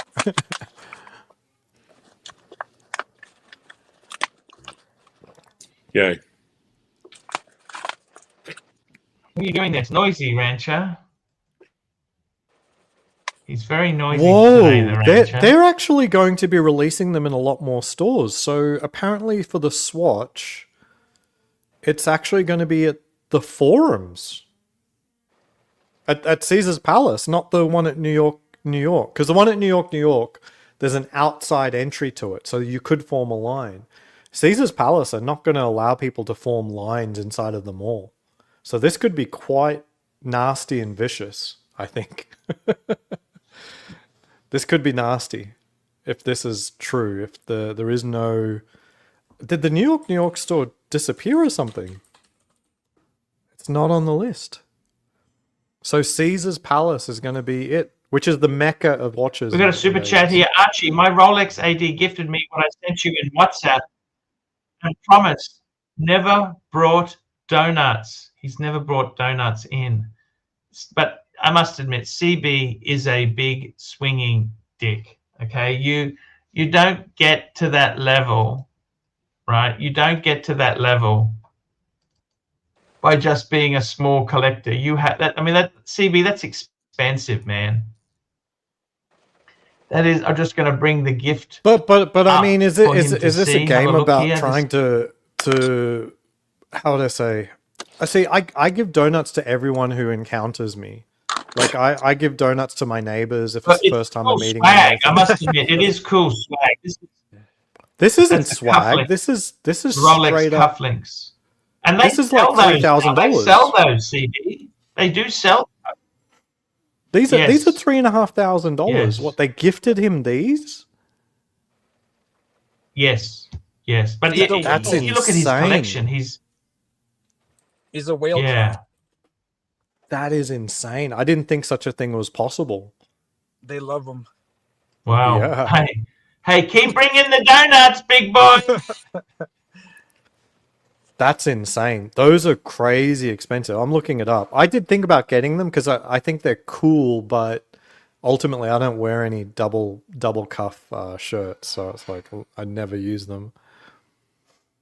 Yeah, Rolex paraphernalia is kind of a weird thing. Like, it's really lucrative and a lot of people want it, but it's like a separate world. I am dead wrong. You got to check this out. Hold on, I'll share screen. I'm pretty sure they weren't 6,000 when I first. I'm pretty sure they were 3,000 a few years ago. How's this for a graphic? Have a look. Look at this. Look at this. This is an interesting graphic from Timely. AP Royal Oak Swatch, expectation versus reality. Look at that. Mm-hmm. Very well done there. Hey, look at that. Okie dokie. I'm just going to bring Aussie expats up. If AP was like a Phoenix brand bought by Swatch, and I mean, why does Briquet and get such a bad rap for basically having the same thing happen to them? CB's got another super chat here, $2. He gives me or my wife something every year. Holy fuck! But check out the price of these cufflinks. This is 6,000. You can get an OP for that. Like, I may as well just gift you a watch. This is absolutely insane. They want to make sure that you're not going to sell it on eBay, and on eBay it's probably double the price, and it's probably 10 times the price of what. No. You can get these. Like, you can get these. When these first came out, like 2 years ago, they were about $3,000. Okay. And you like, not every SA knew they existed, but they're out there now. Like, if you want one, you can go get one from an AD. Yeah, you have to go to an AD. Yeah. Oh, okay. Yeah. But I think these are very, very cool, especially this one. When you're a whale, they'll give it to you because you're not going to sell it on eBay, Well, I don't know about that. People who have money also like money. Regardless, but I'm saying they give it to the person that they know will covet it, and they kind of evaluate you for that. CB, so you're selling it? You're going to... But it's like, that's the real... I mean, you love watches. Like, I don't think it would be crazy to sell such a gift. Please send me gifts at Rolex, but like, you love watches. You don't love accoutrement necessarily. So I wouldn't fault someone for wanting to sell something like this that was highly valuable. You know what I mean? Like, it's like, yeah, it's still very nice that they did it. The gift is a gift, and you're not trashing it. You're coveting it even more by converting it perhaps into another watch. If Rolex's intelligence people are listening, you just got blacklisted for that. Nick, when are you going to buy a watch for yourself, Nick? When? I got to make a couple 100,000 first, and then... The 2% mark is really good. I got to say, I am not 2%, but... I tell you, I think keep it under that 10. Let's say keep it under 10. No.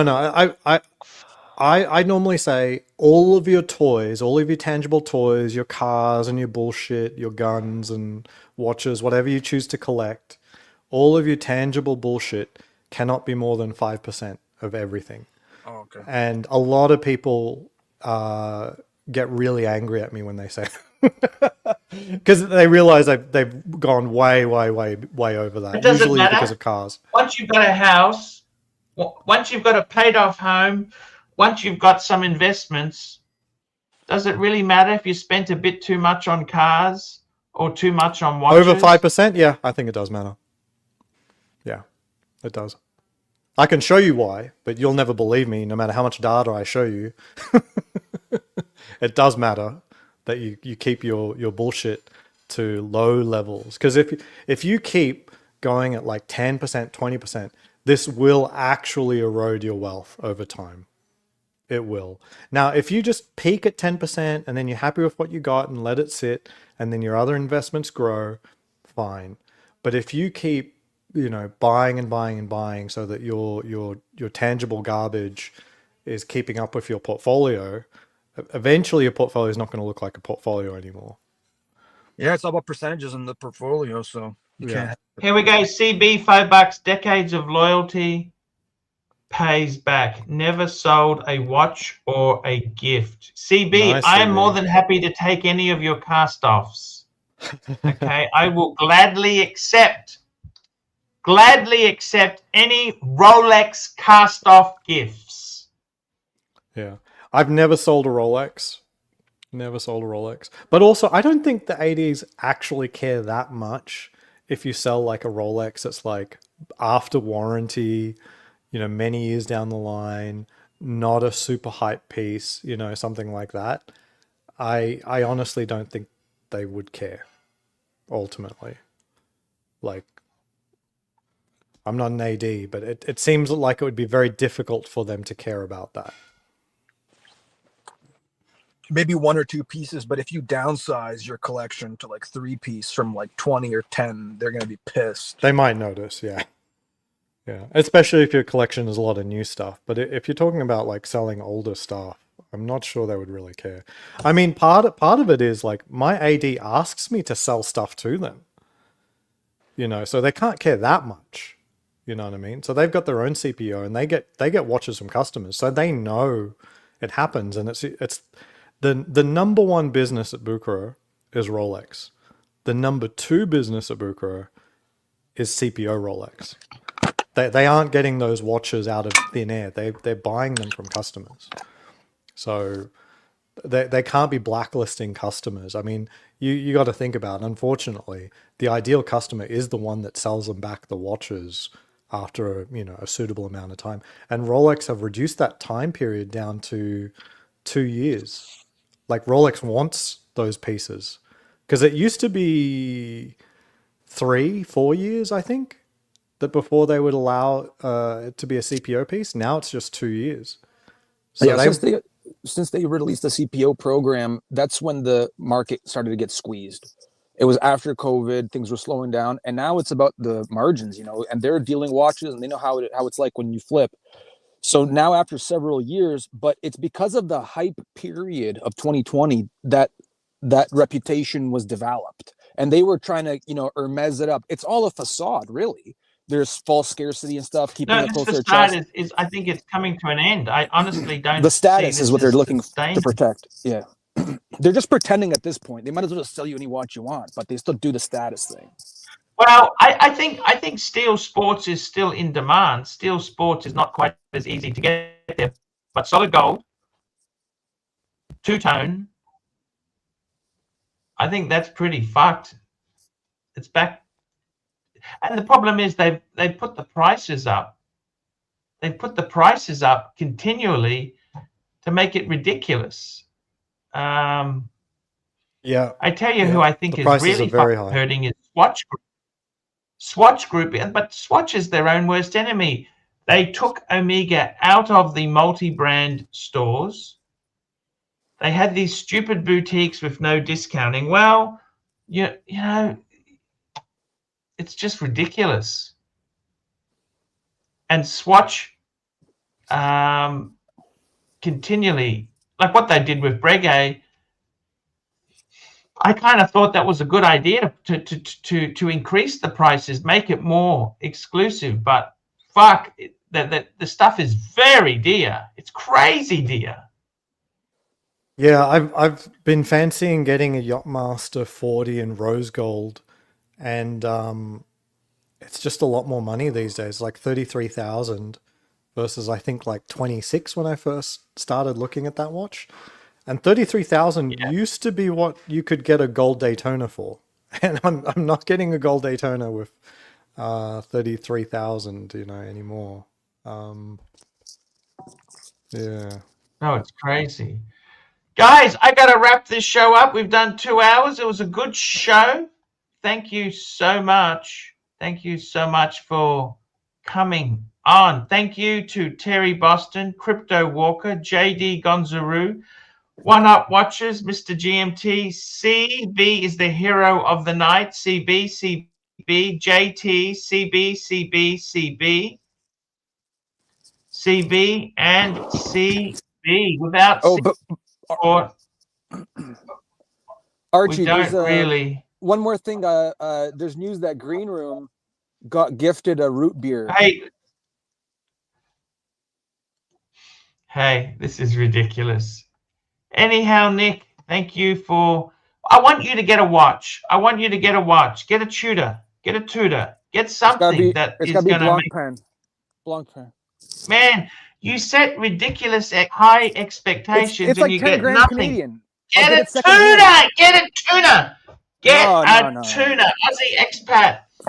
Aussie expat. Let me ask you before we wrap up this show here. Aussie, the world is not what it was before.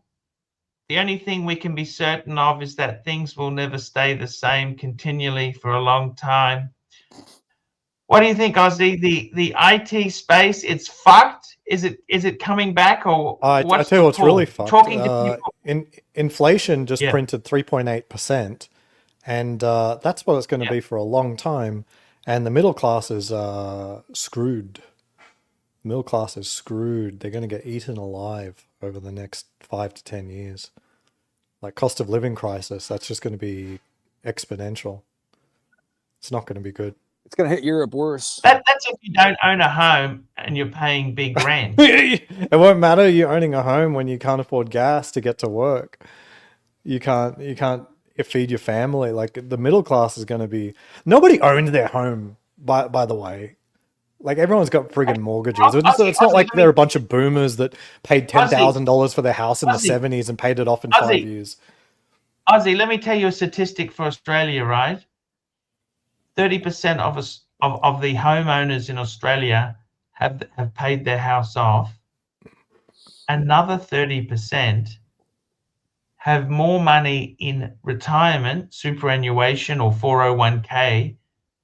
They could, if they were pushed, the retirement funds could clear the remaining mortgage. It's only 30%. And then they'd have nothing to eat. Yeah. No, let me clarify. Yeah.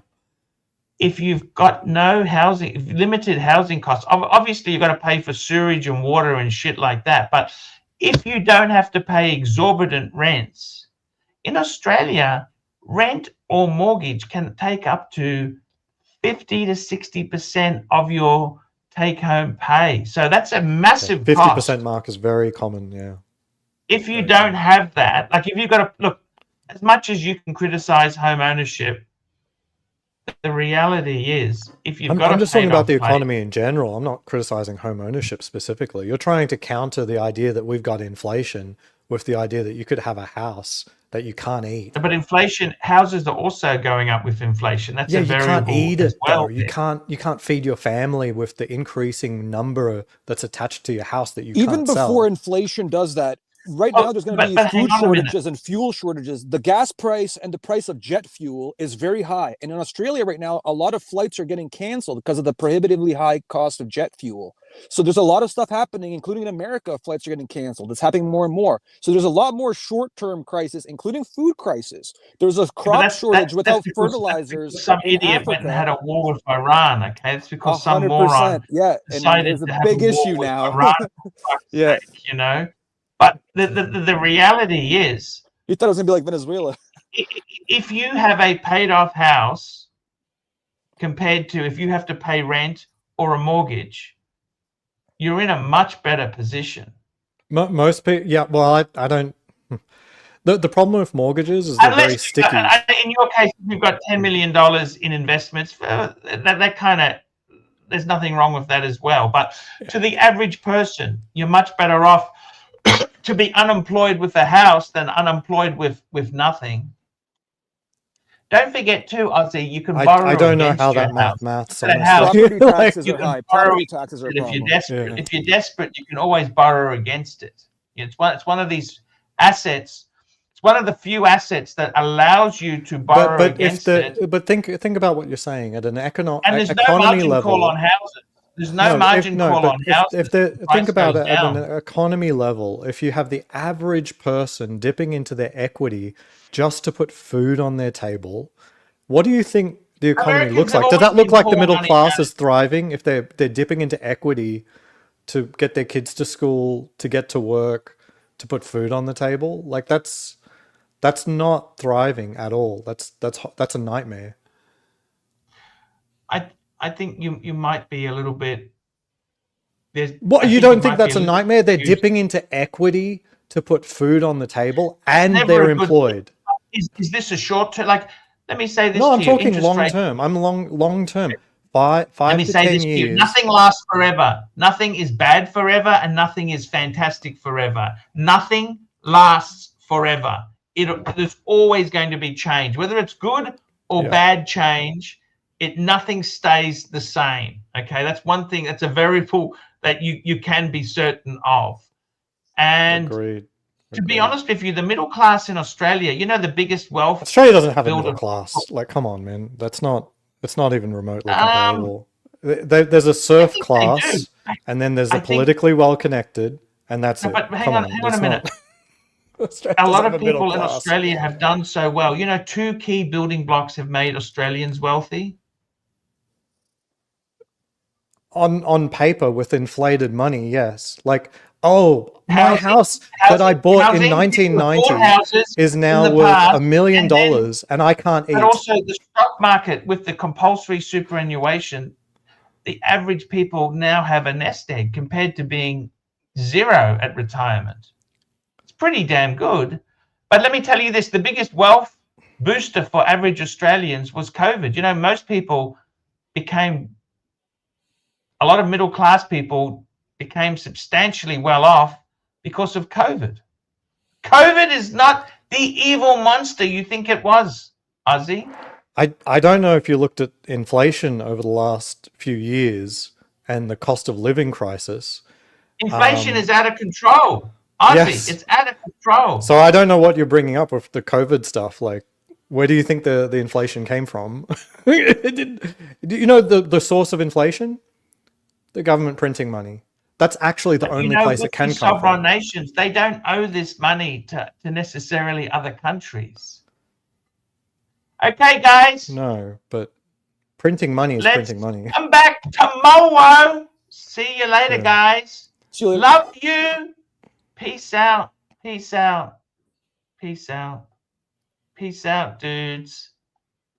Peace out, dudes. Hey, Ozzy, just stay back for a minute. I'll chat to you after the outro. Okay. Hi, guys. It's ArchieLuxury. Guys, I want to talk to you about David SW. David SW, David SW. Guys, if you are in America, if you are looking for a Rolex watch of your dreams, in fact, if you're looking for a contemporary modern wristwatch, I strongly advise you to look at David SW. Guys, don't play the dealer games. Don't bring in chocolates or Krispy Kremes for your dealer hoping to get a Rolex at retail. It's futile. Please, guys, save your dignity. Keep some pride. Go to David SW. I would highly recommend David SW, David SW. If you're in America and you're looking for a watch, go to David SW, David SW, David SW. Hey, Ozzy.